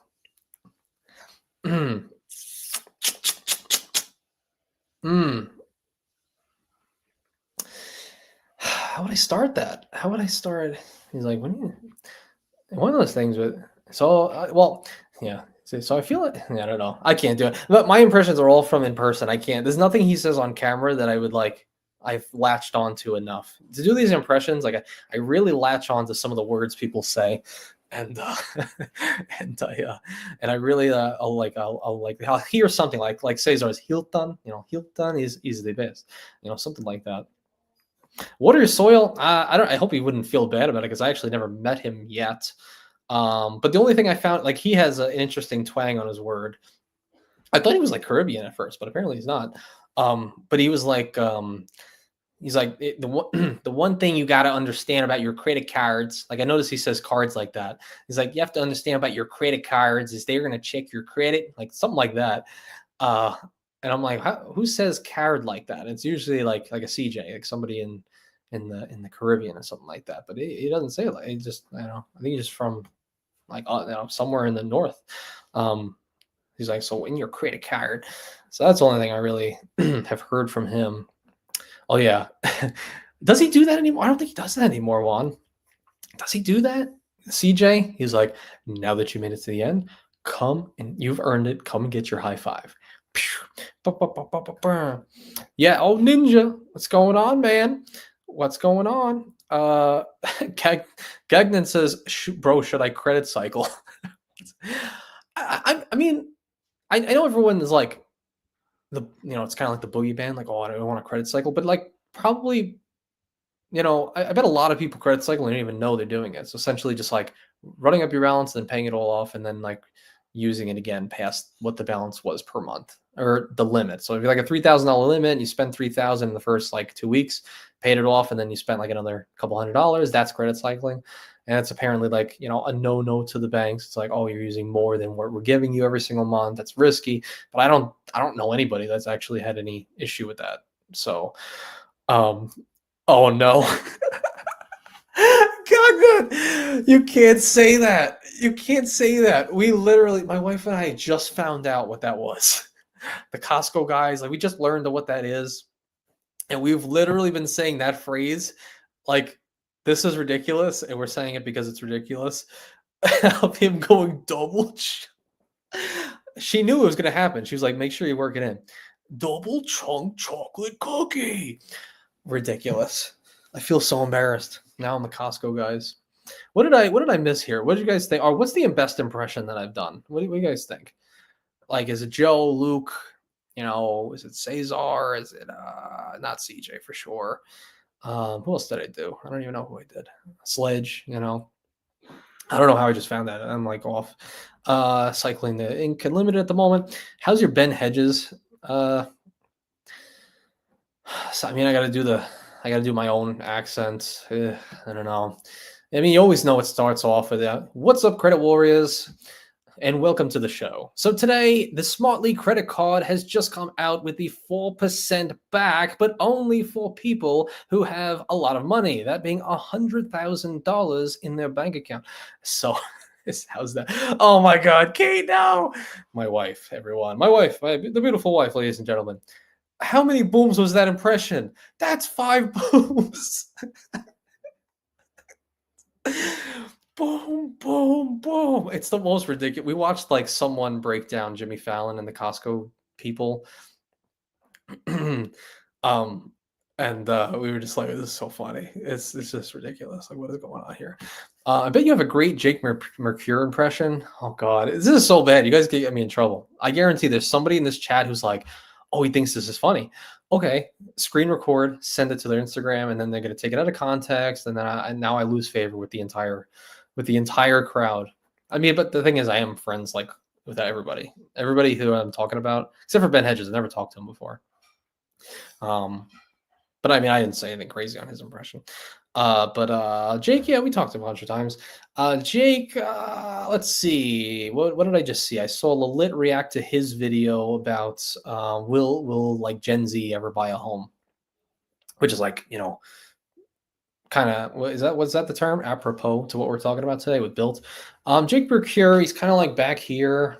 Let me see. He's kind of like it's like, I don't know, guys. What do you think? Like, are we ever gonna buy a home? Does anybody do it? Like, I would love to hear a story of somebody who's built a home, because I don't know. I don't know what I'm doing, but I also like, I have good investments. Like, it's good investments, and I feel like damn, it's tough. That's tough, actually. Jake's hard. I have to listen a little bit more, because he's I think he just does like one take. He just one takes it. I always find it funny. Sometimes he'll start with like the US bar, You'd be like, I don't know if I want to get it, man. Like maybe I missed out. Like it was good, but maybe I missed out, but maybe not because it's actually like it's not it's a good amount of money, but it's also like a great card. And then goes into something else. And yeah, he's actually very good with doing like one takes and stuff like that. Um, He's if that is one take, he's pretty good. And I like it because he actually it seems he can. I mean, he's been like the most like if you look at his thumbnails the last like couple months, pretty interesting. Like no, just screenshot thumbnail, and he still gets like good views. So basically, people are coming there. Like his personality is that of, which is kind of hard to have. Like he has the personality that he can make anything and people will watch. So like he talks about buying a house, he gets over 1,000 views. Like that's hard, for like a mainly credit card channel. So that's pretty good. That's pretty impressive actually. So that's cool. Great for pen hedges. Zombie Slayer, what's your thoughts on the new Smartly card and program? I mean, I think most of what have had to have been said about the Smartly program has been said. Like Stan did a good video, Discord, people talk about it all the time. It's like I guess the main thing is like, okay, do you already have assets with US Bank? No? Okay, do you want to transfer assets to US Bank? If you talk to Spaith in Discord, Spaith Co, you don't want to do that because it's like the worst process ever to transfer your assets from a brokerage over to US Bank. It's like the biggest pain in the world. Like for those of you who have never like actually transferred stocks over from company to company, a lot of them in the newer age is kind of easy, but it seems like US Bank's really in the Middle Ages. So his money was like up in the air for a while doing some tests. So like, that's annoying, unless you just had some like cash and you were laying around and you want to put the 100K in, get the 4%, like cool. I just don't see like, I don't know. Like if you already have those assets on there and that's what they're counting towards that 100K spread, okay, sure, then it makes sense. But like, that's the same to be said for anybody in like the Bank of America program. But it's like if you have that money, why not just deploy it elsewhere? You make way more than the net of like 2% catch all to 4%. Like, I mean, 2%, you just put it in your savings account, and you make 4% right now. Or you can do, depending on your city, tax-free muni bonds at 5% tax-free. I mean, come on. Oh, Jake's in here. No. God damn it. I knew one of you were going to show up and then I'm going to be canceled. At least Jake got to hear all the good stuff though that I said. It's hard. I have to really dissect. I never really like intently listen to like the way you say things. I need to do that more. I do usually do that with some people, but I didn't do that with you. I think it's more your cadence and just your one take in it. But look at that. Now we're ruined. But what's up, Jake? How's it going, man? Actually, that's the second time you were referenced. I defended you earlier when Luke was always making fun of the uh making fun of the lift bikes, but I'm like, man, I did that in DC. That was fun. Freaking lift scooter was fun. Going to Waldorf. Bro, I'm in a plane right now. Just literally dropped it for 5 minutes. It's great. Where are you going? Well, I mean, you don't have to dox yourself, actually. Don't even tell me. But I hope you enjoy. Absolutely safe flight, man. And as Mike said, Jake is a good, honest dude. I think that's the main, one of the main attractions to Jake's channel is like, because he's talked about a lot of different topics. He's actually done some do-it-yourself, like DIY, some home stuff. He's talked about that. He actually had some interesting stuff, like somehow washing his own clothes and some stuff, but also like some investment stuff, some house stuff, and people come by, and you have a stream of consciousness that people enjoy. I think you said once, you like, I hope people think that I'm speaking to them like they're in the room with me. So I think people like that. So yeah, definitely keep killing it, Jake. Keep doing it. Nifty Ninja, hat tip to you, Anthony Venture. Well played and respectful impressions. Never heard of Jake, just sub. Let's go, Ian. Look at that. Look at that, Jake on the plane making money moves. I love it. What did I say? Yeah, wait, I missed something about Mark Reese. I forgot. Where is it? I saw something about Mark Reese did a call. I saw somebody ask. I can't really find it now. Like, have you ever talked to Mark Reese? No. I never have. I never spoke to Reese. It's a little odd. There's some people in the space that seem like they're like a little more on the outside. Like I feel like it's weird. It's almost like the newer generations. Like I feel like it's Sebi, Ben Hedges, Sherfu. I guess Proud Money is in there. Uh, Yeah, Reese, those folks. And then the new age is kind of like Spencer Johnson, Stan, me, Calby, CJ, Josh Butler, these folks, Matt Welter, Eric Al. And then now we have even like the almost newer age, which I would actually group like, who have I seen recently? Like Fat Stacks Academy, Monty Leo, a few of these folks. So it's interesting seeing like the iterations of so that's like, as Zombie say, it's like you're right, it's like two different groups. So it's almost like that's how it is. Like I've only talked to from that group, Sebi is the only one I've spoken to. Go figure. um but I started with Spencer and Stan and all these people. Like literally we all met, most of the people within, we all like within 1 and 500 sub range, something like that. Team Lift Bike, his dry humor is good. Oh, that's another thing. Yeah, Jake, I always see his comments. People are always laughing. They love some of that stuff. Who's Reese? Yeah, Mark Reese. He's got a channel as well. The rich and the poor. he, such a such a an eloquent such an eloquent thing to say to all of us, Ian. Thank you for calling Spencer. Listen, Stan's a doctor, man. You don't want to call him poor. I mean, come on, man. That is true, actually. It is true. Vince, Kiki and Tasha made chain groups are the most recent creators to join the scene. Yes. I was with Key. I remember meeting Key right when she had, I might have been her second subscriber, third.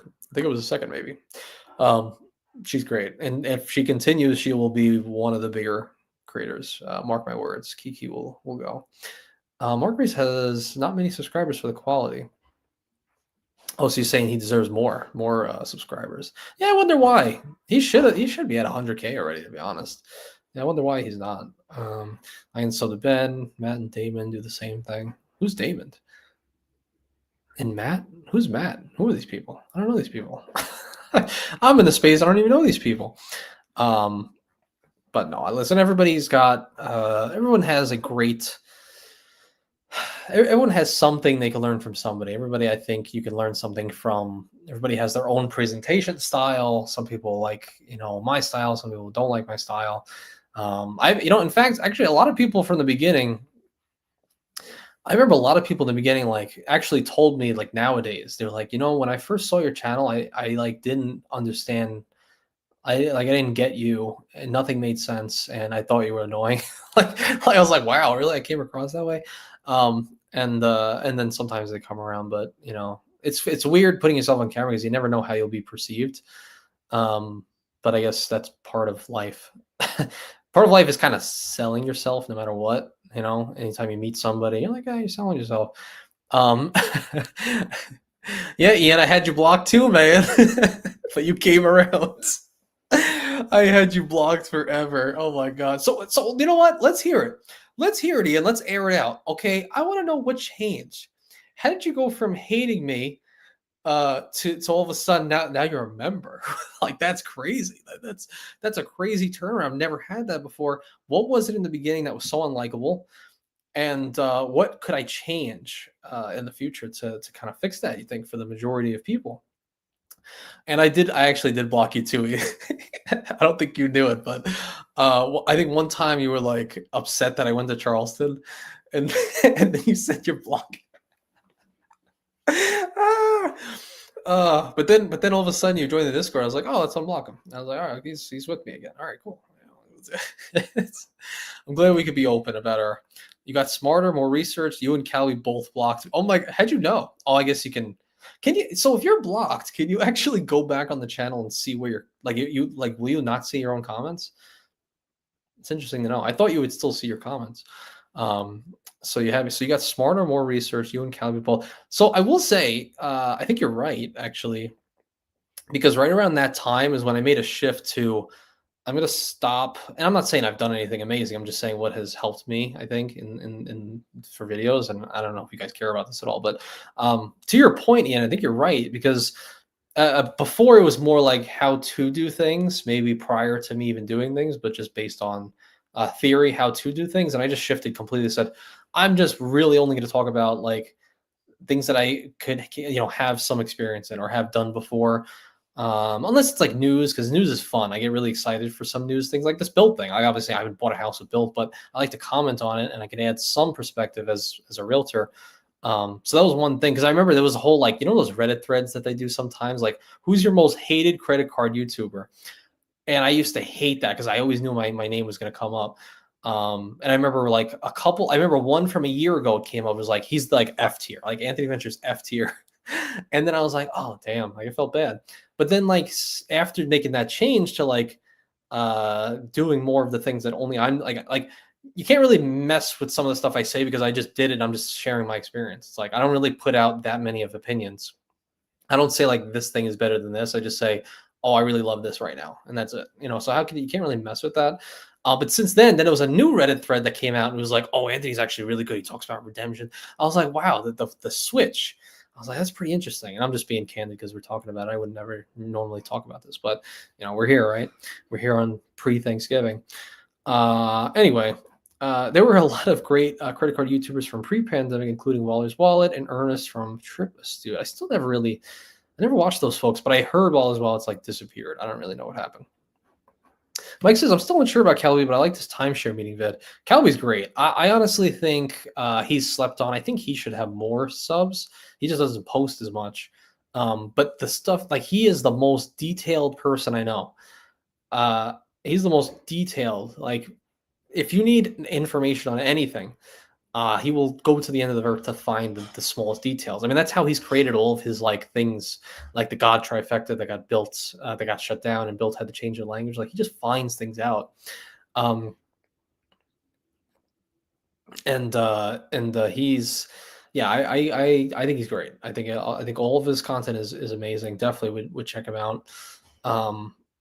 Because you won't find somebody who's more thorough, really. You won't. I don't think you find it.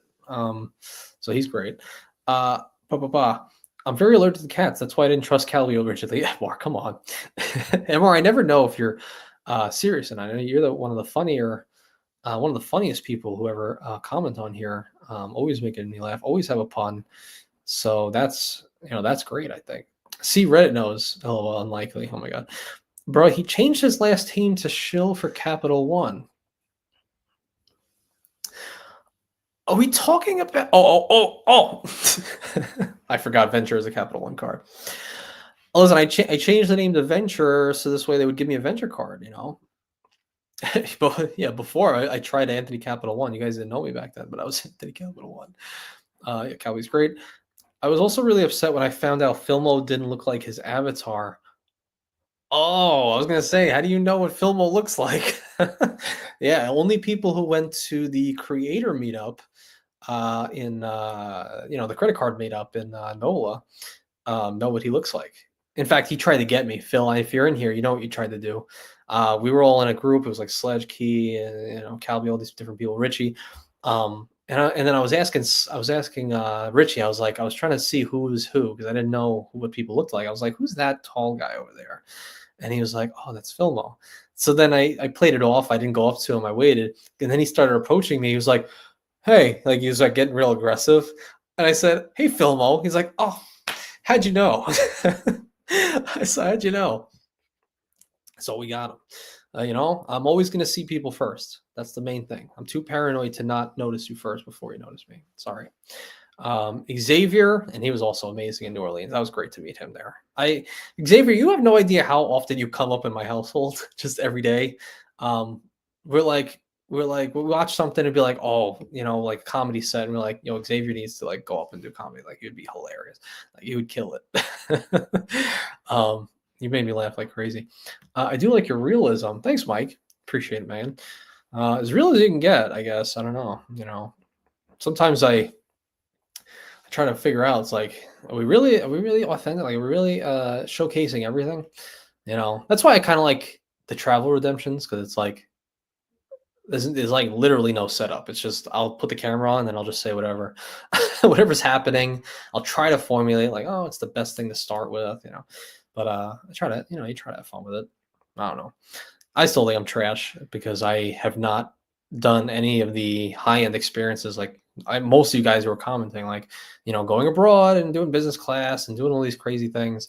I haven't done that. I've just done a ton of domestic travels, and I road trip, and I do these little things, and I have fun with it. But I haven't hit that. But I also like that because I have a lot of runway. I'm like, okay, I have so much future experience to behold, and I could share that in the future. So I don't know. So, but that's why I think I'm like trash compared to like everybody else who's actually doing like the heavy stuff. This new setup reminds me of Jake's videos in his living room. That's right. I was gonna do a friggin' a U log back there, but then I was like, no, they might copyright me. They actually might copyright me. I'm not sure. Yes, we did have a great time, Xavier. That was great. Kelly has great creative ideas. I think the first video of his I saw was actually the detailed global entry video before I was really into. Yeah, let me show you guys. You want to see what pisses me off? Here, I'm gonna air out some drama here between me and Calby. We're gonna do some drama here. I'll share the screen here. Let's see here.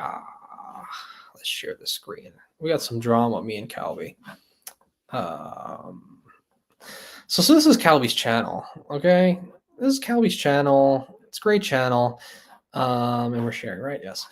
But here's the deal. Okay, this dude is the complete opposite of me. Okay, I do very little editing and I do a lot of videos. He does high editing and less videos. And we end up basically in the same place every time. But the crazy thing is he can basically make a video on anything and he'll print views.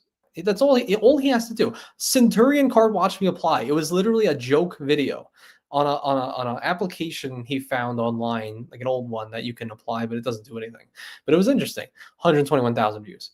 Insane. Undercover. I went undercover to a timeshare. We both did this video. I got 24,000. He got 83,000. Charles Schwab debit card, 50,000. Applying for a passport, 44,000. And then he hits like ridiculous stuff. Who does a video on how to ride the Washington, D.C. Metro? Nobody does that. Who would do that? 35,000 views. He just has like the most ridiculous, like taking a Tesla Model 3 on a 1,400-mile road trip to Canada. Like, who's making that video in this niche? He does. 11,000 views. Make a video on anything. How to fly with your cat. Like, for real. So he just finds things that are really unique, really interesting, and he'll just go with it. And he doesn't care what's going to happen. He's just like, he made his own glass credit card. Like, he literally shows me his glass credit card. He made one. He melted it down. He's like a mad scientist. So that's what annoys me, is he can do whatever he wants. And and he thrives. And he's just crazy. He's a crazy person. I feel like he has a map on the wall too. Wait, Jake has a map on the wall? Jake, if you're still in the live, do you have a map? This actually came with a house, actually. It's like, I want that. Mike Newland. So what happened to the lamps? Okay, so I'm sorry, Ian. Ian was the one who wanted me to add more lamps. I kept saying there was more on the way, but we had to get rid of them. We had to get rid of them. This whole room was. You guys remember, if you were watching back then, or like literally a few weeks ago, there was lamps here. I was boxed in, but now we're actually like pretty much moved in. And now we just have the one lamp back there. We gave it away. We gave the lamps away. We gave them to. We did a lot of donations, let's just say. There's a lot of donations. We had to get rid of them. I really loved all the lamps, and the people love them. The people really love the lamps, but it's gone now, unfortunately. And I know that's hard to hear from some of you, but it's just how it is. It's just how it is. The Metro View is great for a tourist. I did the first time when in Japan. You always want the newest one. Interesting. So actually, I think we'll go some more. We got some people in here. I wanted to ask your guys' opinion on something, actually.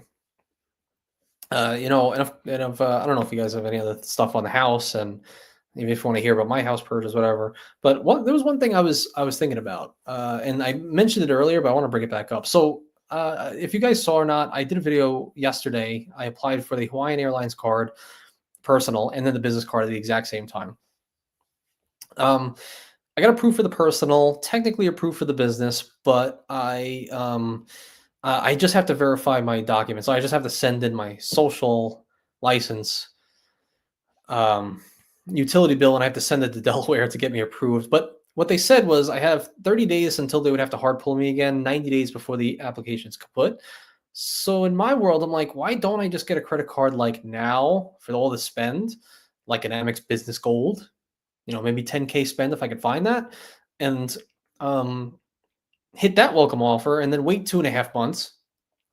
Hopefully, I can send the mail in time, and then hopefully, if that works out, get approved for the business card in 2 months, and then I'll have another card to hit spend on and get the welcome offer. And I'm like, does that make sense? And then if that does, what card would I get now?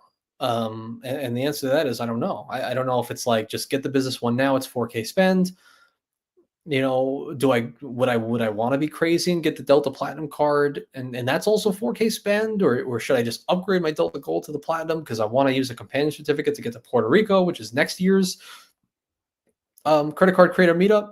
Linked in the Discord in the description if you guys want to go to that. Or just go, stay with the business card or get the Amex Business Gold. So I don't know. What do you guys think on like waiting 2 months and then getting the business card and maximizing now for some heavy spend that's going to come in the next month?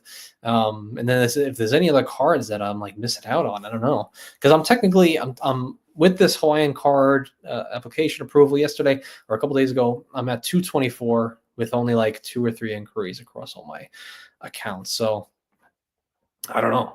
What do you guys think on the future of that? Personally, I'm leaning towards the Amex Business Gold, but I have to find the 10K for like 200K offer or 10K for 150K. I could make 10K happen, 15K I can't in 3 months. So I don't know. Tristan says, hey, Anthony, how long should you wait after getting a new card to request a credit limit increase? Well, I don't know. Of course, I want to answer the question directly, but usually I like to ask, like, why do you need a credit limit increase? Like, what's the reason for it?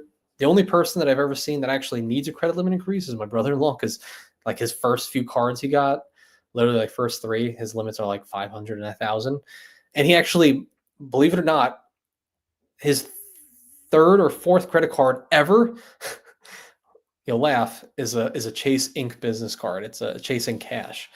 And he applied, got denied, went to recon, and he actually ended up going to the fraud department because he didn't know the numbers that he put in. He forgot. Went to the fraud department, and then and they actually approved him. They actually just approved him for $1,000 limit, but he has to hit 6K in 6 months. He's actually already hit it, or almost hit it. But he needed a credit limit increase. He's always asking me, when do I do a credit limit increase? So he's like the only person. So like Tristan, I have to ask, like, why what would you need that for? Because I feel like most of the time it only really hurts you, in my opinion. Like if you're in this game the way I am and just getting points and travel, I feel like it only hurts you. Like, I get like it's hard if you want to do a welcome offer, but I never really had an issue, with low limits thus far. If so, it depends on the card. I mean, obviously we know the famous Amex 3x your limit in 90 days. So the 91st day, you can turn a 3K limit to 9K and actually probably more. So that's a thing. Chase, from what I've seen with Chase, they typically want at least 6 months. More data points I saw in the past was over a year, and they'll start approving your limit. But of course, it depends on the card. Like I'm talking from the experience of like a Chase Freedom Flex or Unlimited. Those usually like 6 to 12 months, I would say. I would say those are the main cards that I actually have experience with getting credit limit increases on. Yeah, I can't think of any other cards that I've asked for and or have knowledge on. And you clarify, my credit limit is $3,000. The biggest reason for credit limit increase would be to increase my total credit limit and keep my utilization low organically. Well, what's your total credit limit? I mean, is utilization still, like, is it really high from your normal spend? I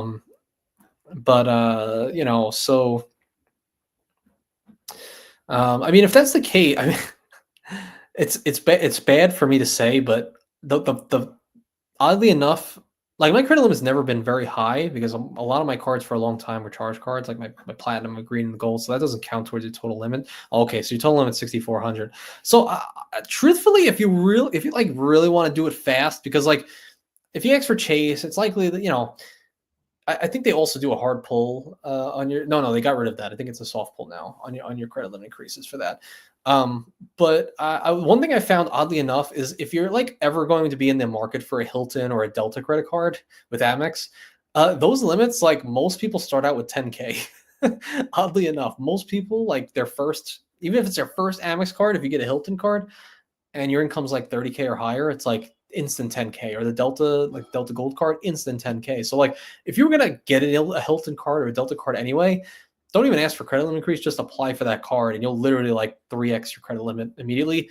And then even from there, if you wanted to, like I did this just for a video, again, if it's Amex, your Hilton card, you could 3x your limit, probably like 5x to be honest, but most people just say 3. I just 2x'd it once and went from 10K to 20K after like 2 months or something like that, 3 months. So that easy for me to say, if you're just going to go for a Hilton card, but why not? Hilton's great. You get the no annual fee one. I mean, the $0 annual fee Hilton card. That's the one that gave me the 10K limit, and my wife as well. And Xavier got Hilton on us, gave you 1K. Then the Surpass came in heavy at 25K that next month. Damn. Yeah, I will say there seems to be a correlation with like if it's like your 5th Amex card, like 4th Amex card, then I've seen people get lower for some reason. I don't know if it's true, but it's just something I saw. But I know for a fact a few people got like 10K right off the bat, or a bunch of people have. So that's on credit limits. Ian, do they run your credit any places when you ask for an increase? I've never asked for one. See, Chase used to, and I think they actually got rid of it recently. I think they don't do a soft pull anymore. Amex doesn't. For some reason, I feel like I heard someone say Wells Fargo does, or Citi, something like that. Probably just a quick Google search. We can find that out. But I don't really, I just never asked for them. I just don't see a point. I'm like, okay, if like say the 50% income rule is true with Chase, let's just say that's a real thing. Like you're, the idea is like, okay, I have 100K income. Chase is only going to give me $50,000 worth of credit limits across all my cards. Obviously, people have had much higher, much lower, but I could say it more confidently now that it is a thing because I've literally had Chase reps say that on the phone. Just like they never said 524, now they say 524. They never said 50% income limit, now they say 50% income limit. Literally on the phone have said that to me. So some people can squeeze by, but it's definitely a thing that they're touting. So I'm just like, for Chase cards, especially all the inks I've gotten. I mean, we know how many inks I've gotten in this past year. I got 4 under myself, 2 under my wife. The limits are getting up there. They're getting up there with the income, so I lower those limits. I don't really want it. But I understand your point. You only have 6K. I have like 80K or something like that. So those, see what cards you're looking to get. You might. I would just say apply for another one. To be honest, get a good welcome offer. Because likely, like you said here, my Capital One card went from 300 to 400, then to 3,400 within 6. Oh wow, that's a hell of a jump for Capital One. Wow, and Discover 3,000. Interesting. I didn't know that. Let me just see. What's Cesar? Oh, Cesar, what's going on, man? What did I see? Oh, we'll convert 1 Strata and 1 Rewards Plus next month for 6 City custom caches. Woo! You sound like Yuri with all the custom caches. One day we'll get on that game, just like who just said that? Where was the RJ comment? Yeah, QC man. You're turning into RJ Financial Cesar with all the Mr. 5X, all the things, 5%, all the things. That's funny. Cesar. Oh yeah, I missed this. Hey Anthony, do you ever plan on simplifying your setup? What's going on, man? That's the best right there. Cesar's the best. So I already have. I have substantially simplified my setup. Like, it's pretty insane. Last year at this time, I was sitting at maybe a little over 2,000 in annual fees. I've now dropped that down all the way to, once I canceled the gold in February, to like 300, like 200 or 300, something like that. Literally just my Delta gold at 150 and my Sapphire Preferred at 95. And now this Hawaiian Airlines card at 95 are the only annual fee cards I will have left in a couple months. And I've kind of shifted all of my spend, so basically there's only a couple things I do. It's like I'm taking my the Chase points that I've earned this last year with the Ink Train. all my hotels are covered now. My Hyatt stays and stuff like that. Flights are pretty much covered with Delta, and then I'm gonna these Hawaiian miles and or Alaska miles will get me more. I have 140K Amex. It's gonna be covering all that. So anytime there's like any travel, it's either covered with points. If I'm gonna use anything, it's going to be on either the Bilt card or the Sapphire Preferred. Just get 2x on it. I don't even know if I have any 3x travel cards at the moment. It just happens so infrequently. Like we got an Airbnb the other day, but then I refunded it. But I used the Sapphire Preferred on that. Got 1,000 points. That was cool. So like travel is dedicated to those 2 cards. Groceries are now so now groceries are pretty much doing that little trick where you pay. At Publix, I go to Publix for the grocery store. You pay with the QR code. Chad did a video on this. Chad Wayman, it's like a year or so ago. If you load your Sapphire Preferred into your Publix account and you pay via the QR code at checkout, it'll actually code as you'll pay in store. It'll code as if online groceries, so you actually get 3x back on online groceries, even though you pay in store at Publix. I think it works at Kroger too. So that's a good way to earn. That's like, that's been my grocery card. I have the Amex Gold still, but I'm just not using it anymore because I just don't want to think about it. It's going to be gone anyway, so I just don't even want to think about it. So now it's just Sapphire Preferred, 3x, good currency. Dining out, same thing, 3x for the Sapphire Preferred, or the Bilt card, whatever currency I'm trying to earn for some reason. And then when I go to my butcher shops, we got to go to the butcher, and pretty much anything else in life, it's all my Ink Unlimited, just 1.5x on everything. That's the currency I want to earn. That's just what I use. It's just all I use now. So really, it's like a 2-card setup. It's like Sapphire Preferred and Ink Unlimited. It's like, that's it. Unless I'm forgetting anything. I think that's pretty much, as far as like actually using the cards in the setup, that's it. Some extraneous stuff is like Delta, my Delta cards or check bags and, some of the credits that come on the card, but, and benefits, but that's the idea. And you're specified not just Publix, yes, Walmart and Kroger as well. Absolutely. Oh, Mr. Potato, I actually didn't even realize that. Ink Preferred 3x travel versus the CSP. Oh, I didn't know that. I didn't really think about that. Maybe we're gonna get the Ink Preferred. See, maybe. Maybe you have me thinking. I don't know. You might have me thinking. Why even go for the, why am I even worried about the Amex Business Gold? I can theoretically, my wife can get 1 more ink before I would feel a little nervous. She's at 2. I think we can go to 3. The 8K spend on the Ink Preferred would make sense. That'd be very easy to hit. Huh. I might have to do that, actually. You might have changed my mind, Mr. Potato. It's a good idea. It's a very good idea, actually. When did she get her card? I think she got it in September. Or was it October? Might have been October. It was in October. It was right after we closed on the house. Stay tuned. Thank you, Ms. Potato. Interesting. City Custom Cash, go burr for real. Honestly, Wells Fargo is unclear about whether they'll run a hard pull for a credit limit increase. Sometimes they do, sometimes they don't. Interesting. So maybe that's what I heard on the hard pulls. Cesar Joel, Ink Preferred is now. Let me ask you guys, what do you guys think about? Because obviously the main perk to getting the Ink Preferred is not only the welcome offer, obviously the 3x back on the travel. Okay, cool. But then also I think what some people think is, okay, I could just cancel my Sapphire Preferred now and just replace it with the Ink Preferred. It does the exact same thing, still have access to the transfer partners, same $95 annual fee with just some maybe better multipliers for some people.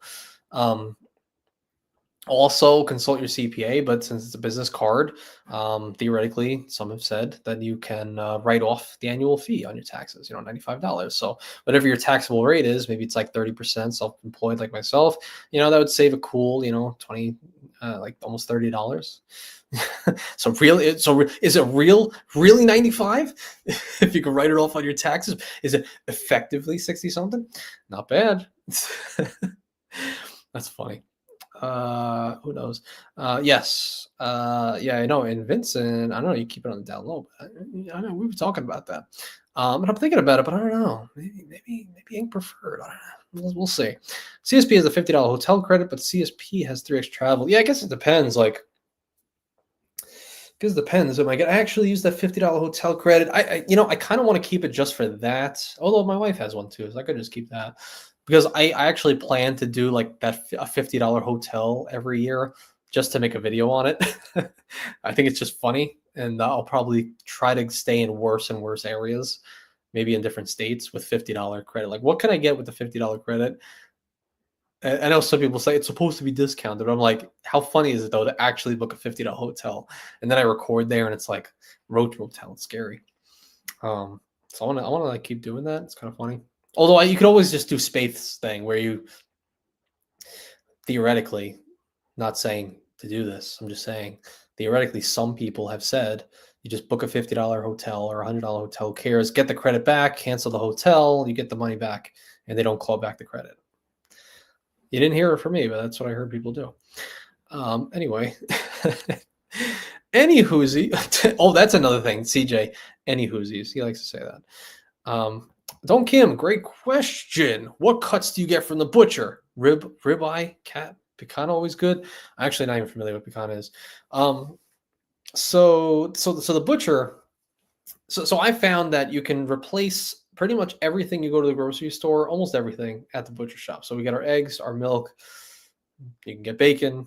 We get ground chuck, so your ground beef for your taco nights, whatever. Burgers and your steaks and stuff like that. So the steaks I get, they call them petite sirloins there. So that's a cool sirloin. I don't know. The burgers and that's about it. So yeah, I don't get anything too special. I like the petite sirloins are just very easy. They're not like extremely dense, very easy to cook, and they're like $10 per pound, $9 or $10 per pound. So that's enough for dinner between me and her. And that's great. I mean, that's a great dinner for $10 a day, and then we put rice on the side. I mean, what the hell, $10 a day is nothing, but you get to eat steak. That's great.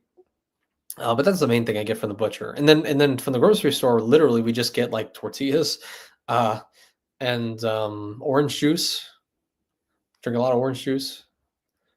I mean, I don't know. Probably the few other spices that she gets, but that's about it. Kind of all in on the butchers.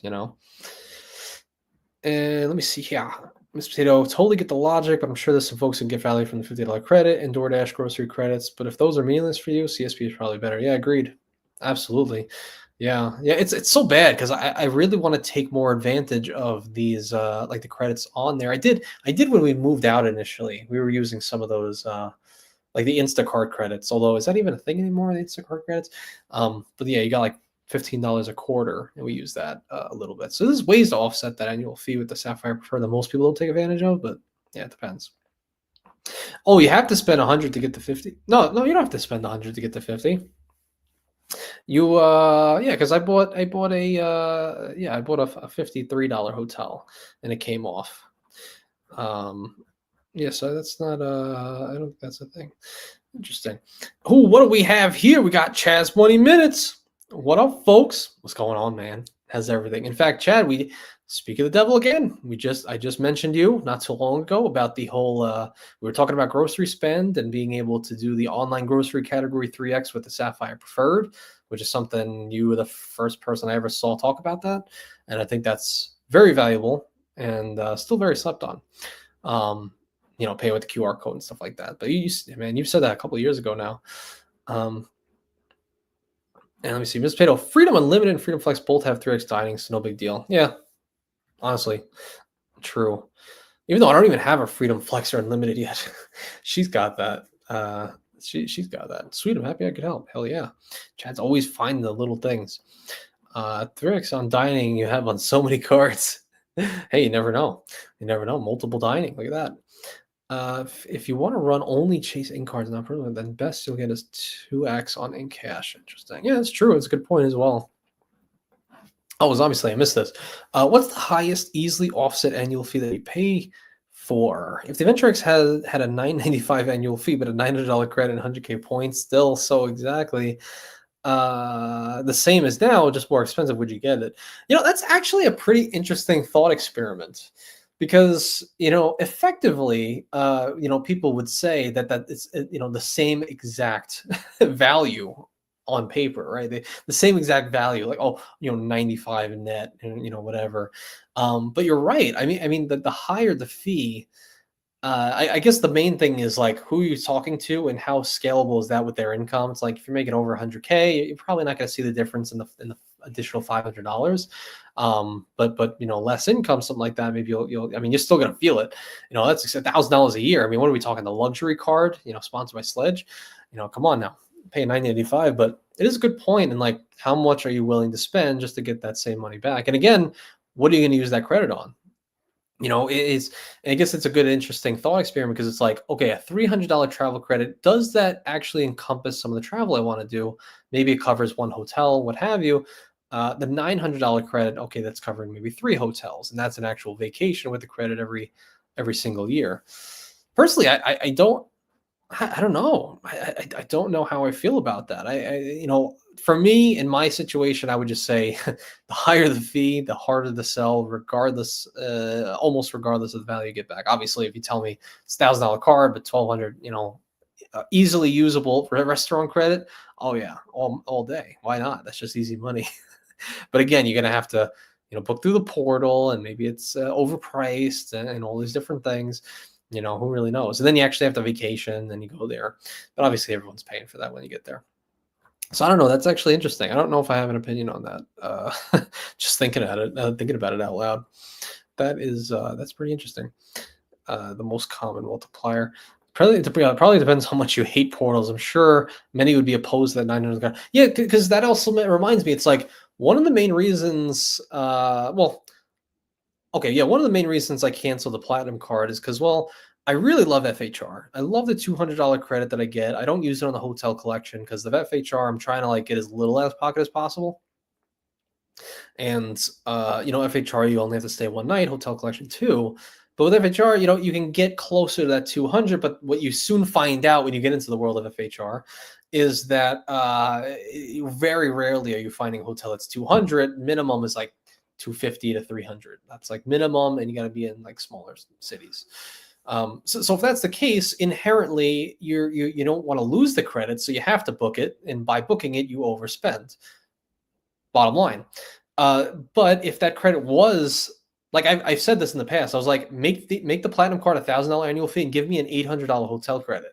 That would be enough for me. I actually would be okay with that because I would love to have my FHR again. And I can actually book like 2 solid nights at a really solid hotel. Like the Waldorf Astoria in DC was, the Waldorf Astoria in DC was, after some discounts, ended up being like, yeah, I think it was like $450 a night. So my $200 credit covered, almost half of that. But if that was a $500 hotel credit, it would have covered the entire thing, and it would have been just easier value add as opposed to me coming out of pocket $250. Of course, I cashed out some points via the Schwab to pay for that, but still, it would have been better with just a higher credit. I would love if they got rid of every other credit, just give me a $500 hotel credit and give me lounge access. I'm happy with the platinum for life, but that's just me because inherently FHR hotels are very expensive. So if it was $1,000 credit, yeah, I could have great vacations with that, and I can make good use of it. 200, it's a little harder. It's definitely a little harder, I think. And that's kind of why I transitioned to MasterCard, because I found that who they partner with the MasterCard luxury hotels, obviously you can have high end. There's some Ritzes and crazy JWs. They're like 700-800 a night, but also I've stayed in hotels that were like under 200 or even under 150. And they still come. Like I literally saw this one hotel. I believe it was in. Oh wait, was that New Orleans? I don't think that was New Orleans. No, that was Tennessee. I think it was Tennessee. I think it was a Virgin hotel under Mastercard's program. It was only like $159, like $155, something like that. I think taxes and fees included. depending on like the time of year, $150, and it still came with a $100 property credit for like the restaurant, and then a probably $60 or $70 breakfast credit. So you're getting $170 credits back for a $155 hotel. I'm like, that's amazing. That's amazing. That's the best value ever. And in fact, I think Calby actually stayed there. Come to think of it, I have to ask him. But that's amazing. Like that's why I loved when I stayed at the Andaz, the Hyatt Andaz in Savannah, because I think the hotel was $220, and they gave me $170 in food credits. So in my mind, I was like, okay, why don't I just cash out like 23,000 Chase points? That's $230 cash, and then I get back $170 in dining credits. That we fully use because I love to stay at the hotel. That's why I get so crazy about MasterCard. It's like, that's awesome. I can get my FHR benefits without even having it, without having the platinum card. So it's cool. And they have double the footprint of FHR. It's 3,000 hotels on the program. FHR is 1,500. Something to think about, man. But again, you can't go through a portal with MasterCard. You got to pay cash. But cash is good too, man. Like, in New Orleans, I booked the Waldorf Astoria. We checked out on September 1st. It was a $300 cash price. Use the Bilt card, double points. What was that, 4x travel? 4x times 300 is 1,200 points.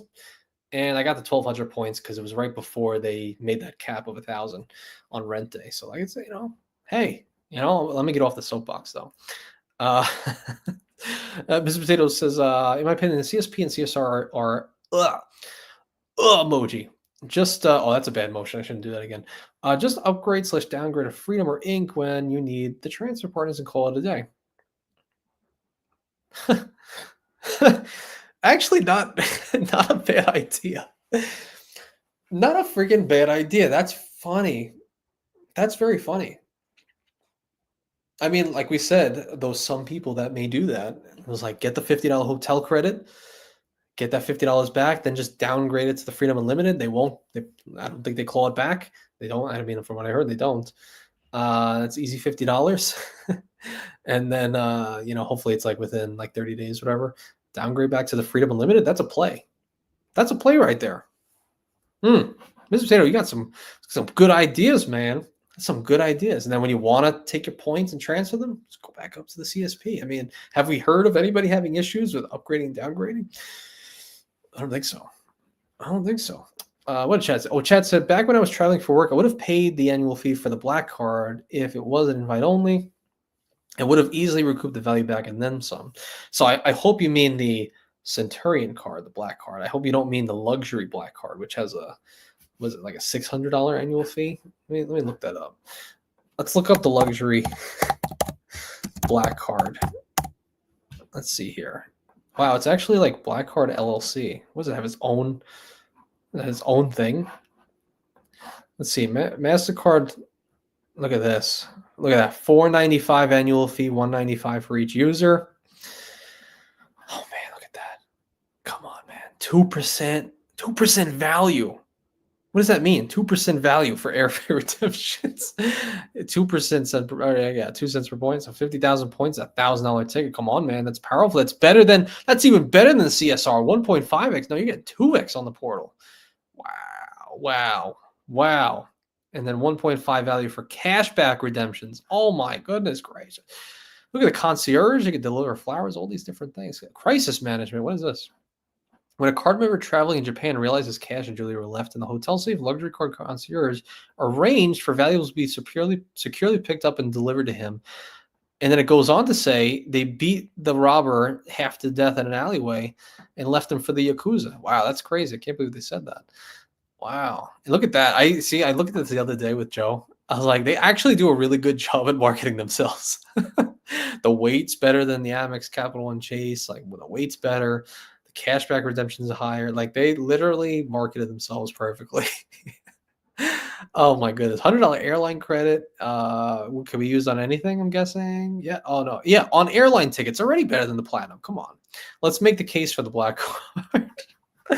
Unbelievable. I mean, come on. That's pretty powerful. But I hate the Centurion card when traveling. Hell yeah. That's a freaking expensive card, man. That'd be pretty cool. I meant to say, yeah, for sure. That'd be cool if you made a video on that. You'd be like, if I had the black card, what would I do? Something like that. I feel like that would be an interesting video. You'd be like, in the past when I was traveling for work, and you can go into like that experience. I think that would, and be like how you actually could justify it. I think it'd be interesting. Baba. Oh, you have it. The platinum refresh. Whenever it happens, we'll have a resi credit added to it. Oh yeah, they're making everything in house, man. Let's all bring it back to our master. Let's bring it all back to the maker. Let's give me the resi. Uber. Make sure you can't use any other card. You can only use Amex when you're paying for your Uber with the Uber cash. Can't use any of the cards. Only Amex. Resi. Money comes back to the company. We own Resi now. We own everything. Amex owns everything. We all want the money to come back. Joe Mano. Oh, Joe. Yeah, Joe Mano. Hey, Anthony. I've seen your name a million times. I just wanted to make sure. Hey, Anthony. Is the CSR worth giving up the boundless and CSP? Oh man, that's that's loaded, man. I need to know your situation. I just think for most people, like I will agree with Luke. I will say for most people, it's very hard to justify that CSR. I just think it is. I literally went on Richie, the CEO's channel, doing a debate, me for the Sapphire Reserve, because that was the game. Whoever lost was like for it. So I was for it, and I made some good points on the recoup that annual fee. But even in all of my lying, like I was like, oh, I live in DC, I have Lyft pink, all this, even all that, I still couldn't even fully justify it. And that was like an extreme case of like going on the train using, getting 3x back on transit and that equaling like $100 in value, using it through the portal, 1.5x. It's tough. It's tough. And then when you talk about like a boundless, which is like just a $95 annual fee card that's giving you, a free night certificate at 35K, which is, you can get a cool Marriott for 200 or 300, maybe 250 a night with that certificate, a nice courtyard or something like that. I'm always going to take that, any day of the week. I get it. The CSR has the travel credit. You can also book hotels with that. But, at least with the boundless, like at its core, after the first year, you're already kind of profiting a couple $100. I feel like, at least how I would think about it, it's like getting for a low annual fee, I'm getting a vacation. CSR, it's like I'm getting a vacation and I still am paying more on top of that. But I get there's other things as well. Like if you use DoorDash, you use Lyft Pink, use the travel credit, some of the credits. I know a lot of people love it abroad because the multipliers on it are very generous. Basically anything will code to travel. So I get it. I still don't see the argument on how, I guess majority of people aren't traveling a lot, are valuing it. Travel a few times a year. How you justify? I don't know. I could be wrong though. I don't know. What do I know? I'm just a simpleton. QC man, now you and Kelby have to do a video using the luxury card concept. Oh my goodness, we're gonna have to. We're gonna have to because now we have to do Joe's founder's card. That concierge is interesting. He didn't really mention it, but it's like, I think for his membership, he gets like 10 hours a year or something, like 10 hours of dedicated concierge time, which is different than what we're used to. And they say they can do anything for you, even more so than MasterCard. So I want to see. And then we got to do luxury. That'd be funny. Cesar always with the upgrade. Always the best. I upgraded my CSP to the CSR using use the $300 credit. We'll use the $300 again during anniversary and downgrade. $600 easy credits plus enjoy the benefits of the 12 months. Just do that. Just do that. Why are you guys living such a hard life? Why are you living such a hard life? Just upgrade, downgrade, use the credits. They don't claw it back. Platinum, downgrade to the green. Use your credits, re-upgrade, get all the credits like Sledge, Caesar do. Caesar do. Guys are not playing the game correctly. It's so funny. I can't. That makes sense. I would want to see a refresh first. I just hear about the new lounges. Yeah, I think it's something. The lounges. I think it's interesting. I don't know. I just think like, I actually really should look into it to see like the lounge, like where they're putting lounges. Are there also like Delta Sky Clubs and Centurion lounges? I wonder, because then I'm just like, I don't know. I think Platinum better for the value there, in my opinion. Anniversary, but you have 30 days to book, get the credit and downgrade. Yeah, you just upgrade the card within 30 days, book it, and then downgrade. This way I don't charge the annual fee. double animal fries. Oh my goodness gracious! Wow, congrats on the Hawaiian cards. You're a new face. Double animal fries. Is that animal style as well? That's like that's like the name of like a big YouTuber. Like I wouldn't be surprised if you do eating challenges and stuff. But thank you for that. Yeah, the Hawaiian cards should be interesting. Really came out of left field, but after Matt Welter told me about it, I was like, damn. I was like, maybe get the Hawaiian card. I was also looking at that City AA Advantage card because it has the same stipulation as the Hawaiian Personal.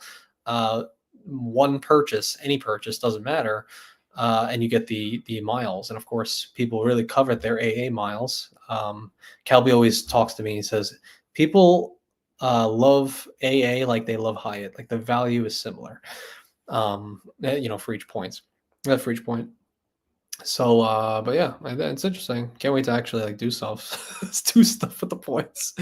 Oh god. So obviously, how many Hawaiian points are needed to go to North Korea? Good question. Good question. If you guys were unfamiliar, when actually, yeah, you mentioned that disclaimer about asking if you did business in North Korea or occupied Ukraine, was funny.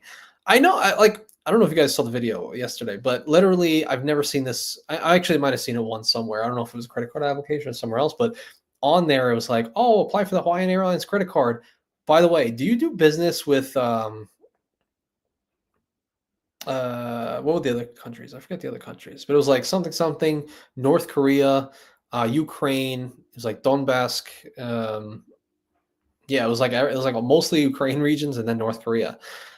And I'm just like, who the hell with a Hawaiian Airlines credit card is doing business with North Korea, sending them missiles? Like, really? Oh yeah, Syria as well. Iran was on there. I'm like, who's doing that? Who's doing business with a Hawaiian Airlines credit card? Like, I can understand like a Chase maybe or an Amex card. I could see that, but and what's even funnier is half those regions are still controlled by Ukraine. So I guess if you have business on the Ukrainian side, you're out of luck. I mean, just don't say you do business with them. I mean, how are they going to verify? You just hit no. You just hit no and you get the card. I guess maybe if they're like, oh, money is sent to North Korea, they're like instant, like Barclays flags your account. Like they're just looking for that one in North Korean, Kim Jong Un code, the MCC codes. You have grocery stores, butcher shop, Kim Jong Un, and that's it. Came through, and they said screw it. They said screw it.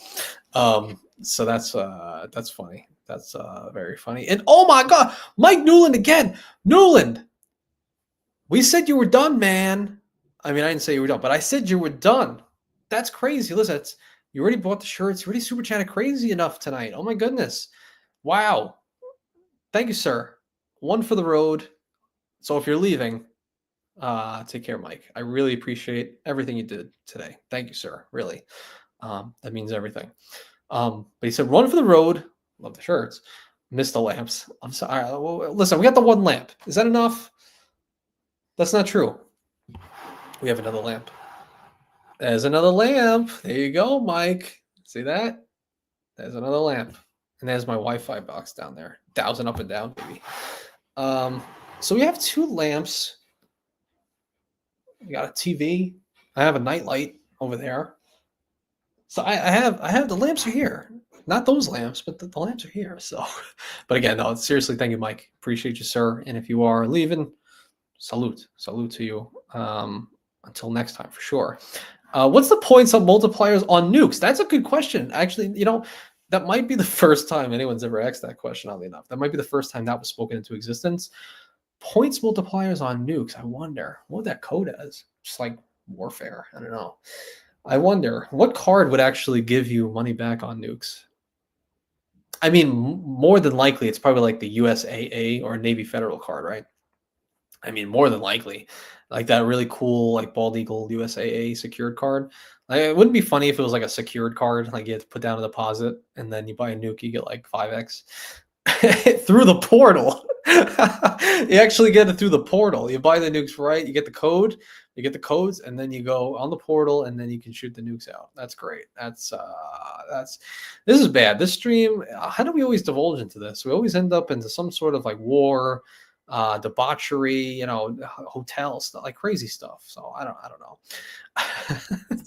know. JP Knowledge, Anthony, Discord is very popular and you are doing a great job with yours, but it confuses me. Every time I jump, I feel like I miss 90% of the conversation and I'm lost. I may just be old. Oh my God, old man emoji. JP, well, thank you, sir. I love the Discord, and consciously over the last couple of years, I wanted to make sure that it didn't grow too fast. Like I really do barely talk about it. I don't really push it as much because I really don't want it to grow that fast. I've even thought about like closing it, like to the public, and then only by invite only after the fact. Because I'm like, if it gets too big, it runs into the issue like you mentioned, where it's like, oh, there's so much chat that you can't keep up, and I don't really want that. I've had people in the beginning tell me like I would love it to stay like a community, and I feel like it's still there. But I hear you. I hear that it gets a little crazy. Yeah, I don't know. I don't know. I don't know. It's not you. It's definitely it's I think it also helps, like if you're always in there, then you kind of know what's happening and you know the stories and stuff. But if you just come in every now and again, you probably like, yeah, you get lost in some of the seas. But yeah, maybe I don't know, maybe I can open up multiple chats. I don't know, we'll see. That's a good point though, something to think about. Mike, appreciate that again. I feel like the MX acceptance rate in North Korea will be very low. No one talks about North Korea on these streams. I mean, this is ridiculous. What are we doing? I don't think they accept cards in North Korea. How would you know, Yuri? How would you know? Whose side are you on, Yuri? Actually, they accepted credit cards in Cuba, but not in many places, and not U.S. cards. Canadian cards are okay. Really? In Cuba, they're using Canadian cards. I wonder why. That's interesting. Double animal fries. Do you think oh wait, hold on. So wait, I forgot something. I missed somebody. I do not want to. William G. Sorry about that. New to the channel here. Look how cool William G looks. Look at that. Where is he at in that picture? I'm not sure. William G, looking like a G. New to the channel here, loving your content and advice. Wow, thank you, sir. Anybody thinks I have anything that means anything, that means a lot, man. So thank you, William. Appreciate you, sir, and for being here. Let me see here. Oh, Mike wins. Xavier bowing out. Yeah, Xavier. Seriously, no, don't be ridiculous. No, Mike's good, and yeah, everybody wins. I mean, seriously, 100. Come on, that's really ridiculous. Baba. Do you think Venturex is worth it just as a software card, given negative effective annual fee? Would Capital One freak out if no spend on the card? I mean, as far as I know, they don't freak out. I especially Capital One. Like literally, I wait all year to get my letter that they're gonna close my my Quicksilver card. Every year I wait for the letter because I don't use it the entire. I know everyone says like I'll use it every 6 months so it doesn't get closed, but Capital One does not just close a card. Maybe it has for you in the past, whoever's watching, maybe. Oh, excuse me. Maybe it has, but for me, never. Every year, they literally said, if you not use your card by November 30th, your card will be deactivated by December 1st, something like that. So every time I get that letter, I just unlock it, go use it at the grocery store, and then wait for next year. So like if I'm getting away with a Quicksilver, you'll be fine on the VentureX for sure. Just paying the annual fee would probably be enough activity to justify having it open for them. But is it worth it just as a stock drawer to give it the net? So I have half experience with the card. I do. In fact, I can show you guys. I have it here. Let's put this down for a moment. Let's bust it out, or as Joe would say, whip it out. So we got the VentureX baby. That's right. But as some of you may know, it's just an authorized user on Calby's. I'm one of 4 free authorized users under Calby's VentureX, and so I like it for me because it's free for me, and I have access to the Capital One lounges and the Capital One Premier edit. I mean the edit collection. I like that. Or sorry, Premier collection. No, which one? Yeah, Premier. Premier's VentureX. Yeah. And so I love it for me. If I had to pay $395, I don't think I would like it. I think I would not, because I'm also leveraging Calby's experience where he'll make a video out at some point, but ever since he canceled his platinum and got the VentureX, he's kind of regretted it a little bit. And we have talked about this on on our channels and stuff, but he does kind of regret it. It's like it's good. He's going to use it for the lounges, but I think he found more the way he travels that the platinum, because he flies Delta everywhere. So like he found the way he travels, platinum card, FHR, all that was more valuable to him. And he just felt like when he was traveling recently with his VentureX, he didn't have as many lounges. He didn't. He just didn't have that kind of experience. So I'm kind of like just leveraging his experience. From the card, and for him, if it's not worth it, and he uses the heck out of cards, it's probably not for a lot of other people too. But I understand. Like I remember, I was almost sold on it once when Eric Gow was telling me about it. It's like, listen, you just have a saver card, get 3x everything, and then you get the VentureX 2x on absolutely everything. So it's like Cesar always says, it's like it's easy to justify, but maybe it's not the best, at least for some. That's why I like Luke's doing a lot of videos on like the reserve VentureX and whatnot. He's kind of like, I don't know, he's fully going in on all of them and then just kind of going from there. Oh my God, the TV has the screen saver. I haven't seen that in forever. I didn't know they did that. Wow, it's gonna hit the corner. So I don't know if that helps. Double. Yeah, I could see. I don't know. Personally, for me, I don't think so, but I could see where it's valuable. Nuke, should that count as travel? Probably. Mike says, why not upgrade it to the Venture card instead of leaving it as Quicksilver? I don't know. I mean, I could, because I literally have 2 Quicksilvers now, 1 MasterCard. Ideally, I actually would love if I can finally. I think that's what I want. I think I want to wait, keep my Quicksilver MasterCard, and hopefully one day I'll be able to product change to the Saver. But the Venture that has a 95 annual fee. I don't really want to pay that, especially since like it's not a currency I have anything in. I have no Capital One miles, anything. So it's like if I have to concentrate, I'd rather earn points on my everyday spend towards Chase, because I'm actually using it on Hyatt and I think in the future probably through the portal a little bit. So I'd rather just do that. If I'm going to earn anything personally, and so I'll just keep it at $0 for now. JP says depends on the state. By the way, it depends. It depends on the state. Some states by law have to warn you they will disclose it without use. Good to know. I didn't know that. Good to know, JP. That's good info, man. Now I'll have to keep that knowledge for the future. That's what I like to do, if I remember. So that's interesting. So I guess at least in New York and South Carolina, you're good. They have to warn you. But I guess other places, maybe not. Let me see. Yeah. Yes. Oh, that's right. Yeah. I don't know why I got it mixed up for a moment. Yeah. VentureX Premier, edit CSA.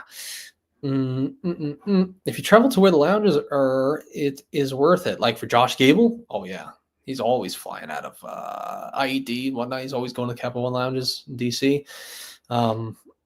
And you've been to lounges 3 times this month, easily makes up. Yeah. So like literally, if you're just in that path, like I understand, me and Calby are literally like never in that path. To go to some of those Capital One lounges, at least for now. Yeah. So DFW, I was just gonna say, yeah, DFW as well, maybe in the future, not so distant future. So that's interesting. But I mean, that's why it's like have some friends in high places, man. Get a free, authorized user. That's something to be said for having friends like that. Or pay someone $50 to be an authorized user. Why not? Get all lounge access you want. And you could bring guests in. I can bring me and my wife for free. It's crazy. I still had to use the portal before, but at least you got points on that, and it was a credit, not a coupon. Yeah. JP says VentureX is an absolute beast of a card. Anyone cancel it will regret it because of how hard it is to get approved for it. It's so true. It is so true. But I don't know. What do you think, JP? Is that like, the average credit card connoisseur, or your average credit card user? I don't know. Like I get it's really hard to get approved, but is that the only metric that we care about? I don't know. That was kind of why I was like a little pressured to get the US bar before it was discontinued, even though I think it comes back Q1. But yeah, I was a little pressured. I was like, should I get that? It's gonna be nice to have. But at the end of the day, I was like, I didn't want to foot the $395 or Was it three? Oh God, what was it? Late or something for me? Why can't I remember? I don't know. It's probably 375. 375? No, it's three. It's 400. It's 400 even. Oh my goodness, the brain is not. It's not. I guess what would you say? The cabeza is not working. The venture one is too, but it doesn't earn like 1.25x and everything. Kind of trash if you ask me. I'd rather earn my Ink Unlimited 1.5x. Is there any data point of moving it on up to the Venture X as well? Then I would just say, I mean, I think the main thing is like for like. So I have a Quicksilver Visa. Theoretically, you should be able to, but if not, you could upgrade to, um, you know, if you could upgrade it to the regular Venture, also Visa, then I don't see why you wouldn't be able to upgrade to Venture X. Interesting. Constantinos, Mr. Constant Points. He's constantly getting points, just constantly. What the hell are you doing up so late? Please tell me what's the biggest bonus in the market right now. I can use as cashback. Biggest, I can use as cashback. I need to buy stuff. So Constantinos, let me think. What are your cash out options? I don't know. You don't have that. You don't have that. Yeah, you don't have that anymore. Sorry, I'm just kidding. Um, Personally, I mean, if you're cashing out, I mean, what's the? I mean, my first thought obviously is always just inks. Like, what's to stop you from getting, a cool, 100K, ink preferred? That's $1,000 cash. What's stopping you to do that? I mean, if you were gonna, if you had, like, I guess what's the math on that? Like, if for some reason you wanted to get the what we were talking about earlier, the Amex Business Gold, spend 10K, get 200,000 Amex points, and if you have the Amex debit card, you can cash that out at 0.8. so you're getting $1,600 in value. That's not bad. That's something. You know. So yeah, I mean that's as far as like big bonuses, I would probably say those are the highest, right? Yeah, yeah. I don't know if there's any others that you would cash out that would be higher than that, or as easy, I should say. Hmm. Hmm. I mean, also the Chase Aeroplane card. I don't know if the offer. I haven't looked at it in a while. They used to have an offer of like spend like 4K and get 100,000 points, and that you can also cash out for $1,000. So Chase Aeroplane. Um, and Constantino, you didn't know you could do that with Amex? Oh yeah, man. So basically the breakdown is like if you don't do anything, you cash out your points, it's 0.6. So you don't want to do that. But if you just apply for the Amex business checking and you get the business debit card, you can effectively cash out at 0.8, so 40% more. So that's cool. And then and then from there is the business platinum card with the business checking account. That's 1 cent per point. So that's two grand. And then if you had the Schwab, that's 1.1. So that'd be $2,200 in cash. So, I mean, if you really didn't care, screw it, do 0.8 with the Amex debit, get yourself 1,600 cash. That's not bad. That's funny. I would like to know this as well, Vincent. How difficult is product change to Venture X? I think impossible, actually. It's probably impossible. Hey, I don't use Venture X most and don't use their miles much, to be honest. I think a lot of people at least a lot of the maximizers and heavy travelers, as soon as the Turkish miles and miles, is that how it goes, or miles as well? I think when that was devalued a bit over the summer, I started hearing less and less about Capital One miles. I think that was the sweet spot, almost akin to now with Amex to Hawaii and Hawaiian to Alaska. That probably will happen in the future as well, which is why I went for the Hawaiian card. I was like, screw it, let's do it. JB. So basically, if it was a CSR, that's a good point. If it is a 200 effective anyway, I would cancel. It makes sense. Yeah, for sure. Hardly use it. Interesting. You can only upgrade to the cards that Capital One says at the time. Yeah, literally. Sometimes you can change to pretty much any card. Sometimes you have no upgrade. It's very annoying by Capital One. Yeah, man. There's no cohesiveness. There's no consistency. Discreet says, when is Bilt going to list Alliance properties? Huh. Do they not actually list them out? I never actually looked at that. That's interesting. Huh. I'm going to type it in while we're here. That's Yeah, someone has a red thread here. Let me see. I'll just add it to the stage here. Wait, bad one. Bam. How do I find apartments under the Bilt Alliance? Kind of related, but I think it would incentivize companies to join the alliance, show on the map, earn the points even if outside the Bilt Alliance. Every Bilt Alliance building is very expensive, high rise in a major city. And it makes sense. Much with their like neighborhood. But works well, all right. But the alliance partners, certain are extra. You could find some of these property groups on their website. Let's see. Welcome to your resident loyalty and payments portal. Well, but I have to join. Oh, I gotta join Bilt. No, I can't do this right now. Not for this. But yeah, I mean, I honestly, what's the benefit? What's the benefit for just having? Is it just because maybe you can use your card directly and you don't have to pay the 3%, or because I don't really see any issue with the issuing the check or and what have you, but that's just me. But that's yeah, I don't know. When is Bilt going to list alliance properties? I don't know. Yeah, I'm really excited. For those of you who joined in now, you missed out, but you have no fear. I recorded a video on it, all about the Bilt allowing you to earn points on buying a house. Still think it's very revolutionary. I think it could be a big thing. So I'm excited. I'm excited for that. But I'll probably drop the video tomorrow morning. JB, Capital One still won't allow you to change your other Capital. Oh, geez. Oh, what's up, DFS? Look at that picture, man. Nice outlet. Thoughts on Verizon Visa card, 4% gas, groceries, and now dining too. Let's bring it up on the screen. It's funny. I actually included it in a video recently.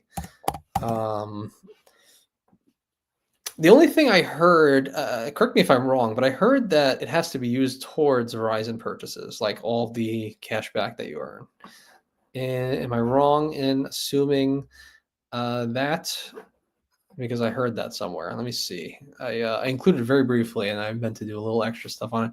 So let's see. Earn 4% on your rewards and purchases. Earn 4x on gas, dining, takeout, grocery stores. Cool. +1. Okay. So let's see. Meet your new spending habits. And on Verizon purchases, excluding a bill, 4x. Visa's only card that lets you use your rewards for Verizon purchases. No cap on receive as a statement credit. Okay, that's the welcome offer. Okay. We're gonna have to I'm gonna to make this faster. We're gonna have to go to Reddit. Let's see. Yeah. Let's see here. Cash back. Let's see. Why is it this guy's go-to? Last couple of years, he used it. Well, let me see. Usually, there's always somebody here. I'm sure you guys have probably said something in here. Let's go because I understand it's powerful, but I thought I read somewhere someone said you could only use it to like pay for Verizon products and not like cash out.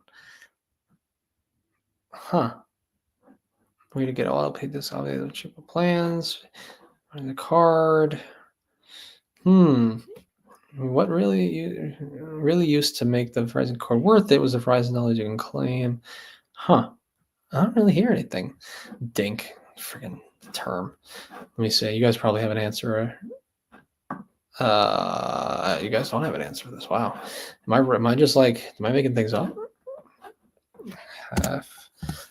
This is how I have to pay price bill. Give me like an AI answer. Come on. I don't know. Let's see. Nerd wallet. I don't know. I'm gonna have to ask Josh Butler. I think he knows about this card. As long as you're a Verizon customer, okay, redemption options. Purchases with a Verizon Visa card or rewards called Verizon Dollars. You could use it towards a new phone with Verizon, paying your monthly bill for Verizon. Oh, travel books through the Verizon's portal. Oh, I didn't know that had a what? And gift cards. Oh, wow. Huh. Okay. Now I have to know. Now I have to know. Where is it? Travel services, travel pass, cruise and flights, plan your trip. Let's see. Sorry if this is not whether you're staying close to traveling Mexico or Canada or wherever. So it looks like I'm gonna have to like sign in and do a whole thing. So I don't think I'm gonna be able to, but that's something to look into in the future, maybe. Didn't think I was gonna go into that, but I mean, look, if you could use it towards travel, it's pretty cool. Okay, if that will work, why not? Why not? I guess if you already a Verizon customer, see if you can log into the portal, see what the travel portal is like, see what it looks like, and then see what gift cards they'll allow you to buy. I'm sure it's like a whole network, so you can buy whatever gift cards you want. So effectively, it could be a great way to just use it on gas, groceries, dining, like you mentioned. Get your 4% back. Use that to buy gift cards. To pay for more groceries. That's effectively your cash out card. Or if you want to use it for travel, do that. It might be interesting, huh? Didn't consider that. But it is definitely a good grocery card for, if we're talking about top line earnings, like, if we're talking about Verizon, talking about the AAA Daily Advantage card, getting a cool, 3 to 5% back. Some of those cards for sure. QC man, how long do you think PayPal will have the 5% back categories on their debit card before they nerf it? Oh yeah. I think we're like one YouTube video away. I think we just need one person to make a video on it. Let's bring that up to. Let me see. Yeah, is this it? Let me see. Let me share that. Wait, is this correct? 5% monthly cash back. Yeah, PayPal debit card. So PayPal debit card. So 5% back. Pick a category each month, whether it's gas, groceries, and more. Then get back 5% in cash back on up to $1,000 worth of spend in your cash back category. So $1,000 is not bad, man. That's not bad. And how many PayPal debit cards can you get? I'm sure you can get a few. I'm sure you can have multiple PayPals, and multiple businesses. And I'm sure you can get multiple PayPal debit cards, you and a spouse, $2,000, something like that. That's not bad, man. That's not bad. Especially when a lot of people talk about like, I think the AAA Daily Advantage has like a $2,000 limit, or people with the City Custom Cash, like was it $500 a month? Yuri, let us know. It's not bad, especially if you can get multiple of them. Or for free at ATMs around the world. Is this actually really? Is that also a free, no charge for ATM stuff? So will this get nerfed? I don't know. How are they doing that? That's pretty good. $50 a month on just the PayPal debit card. I mean, why not have it, right? Actually, I have a PayPal debit card. I have it somewhere, actually. Wait a second. Hold up. I have like 50 cards in front of me. I think I have a PayPal debit card somewhere. Could I be earning 5%? Wait, is this it? Oh my God, I have it. No way. Blast from the past. I legit have a PayPal cash debit card. Let's go, baby. So I wonder if this is the same PayPal cash versus the one we had on the screen. PayPal debit card. I wonder, is it the same, or do I just have a really outdated one? Wow. William. William. I know, right? What's up, William? Haven't talked to you in a bit. I have a PayPal debit, but never used it yet. Something to consider, man. Screw it. Maybe I'll be the guy to do it. I'll make the video and we'll nerf it. Sorry. Ridiculous. Absolutely ridiculous. So that's interesting. Okay. Well, cool. Listen, guys, we're at the 2.5 hour mark. We went a lot longer than I expected. I thought we were just going to talk about Bilt, and then we went crazy with the super chats. Highly appreciative of that. And we had a lot of different people here. Oh, hold on. Michael Wong. Wong, you're always so always come in right at the right moment. Michael Wong, you at a Hyatt? Are you? Does it actually look like this is a Hyatt? That'd be interesting. Is this really a Hyatt, or is this the bachelor pad now? No, this is my house. This is my new house, my new office. Finally have an office. Maybe we should decorate it like a Hyatt.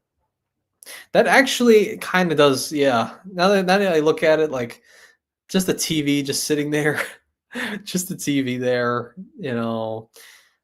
It does look like a Hyatt house, actually. Yeah, now that I think of it, it's funny. Xavier, salute to you, sir. About a year ago, Barclays told me they have a 624 rule, similar to Chase 24 rule. However, Barclays counts cards you're an authorized user on. I think that's still something they do. I mean, Chase does too. If it's anything like Chase, and I think some people were talking about this in the Discord. Um, if it's anything like Chase, yes, they will count the authorized user. However, if you do get denied, when you call the reconsideration line, you could tell them, hey, those are authorized users. And at least Chase allows you to sidestep and bypass that. My brother-in-law did that recently. He had two cards authorized user, put him at 524. Got denied, called recon, said, hey, those are AUs. They said, oh, okay, pushed them through and got them approved. I would hope Barclays would do the same thing. Barclays, in my one experience so far, very cool customer service. I really like them. They actually were like really knowledgeable. They knew their stuff and they were right on the ball. So, I mean, you risk it, but I do think that they would probably do the same thing as Chase. I do say they would probably do that. Although William said Barclays wasn't that nice. Oh, did this happen to you? Did they like not? I don't know what happened. I go, wow, you're in office. Nice. Isn't that crazy? Living life, man. It's insane how life happens. Um, this is the write-off now. Okay, so we'll end it there. We'll end it there. I can go on forever. But I risk it for the biscuit. That's right. Risk it for the biscuit, and yeah, all that. So I'll end it there. Much appreciated, guys. This was a lot of fun. This was actually a lot of fun. This is a great time. This is a great way to spend time for one another. Just you and I, just before Thanksgiving. So seriously, enjoy your Thanksgiving. Don't get into any fights with the family. Enjoy, be safe, have lots of protein, go to the gym and have lots of protein, enjoy. Yeah, do all those are different good things. I also want to, of course, always got to shout out Mike Newland. Even the 20 was too much, and then it kept going on. Ian 333, appreciate you, sir. Xavier with the 10, always got to go with the competition. Mike Newland with just a 50, which is insane. And then Xavier attacked him and always putting people in their place. I mean, not like, Mike's always on a pedestal, but, Xavier is like ridiculous. Ridiculous. The challenge accepted. It's I've never seen this before. It's insane what you guys do. I just hope, like I always say, I'm somehow repaying the favor. Entertainment, hopefully, maybe knowledge, my experience. I don't know, something I'm repaying the favor for, because I don't like getting and not giving as well. That's what she said.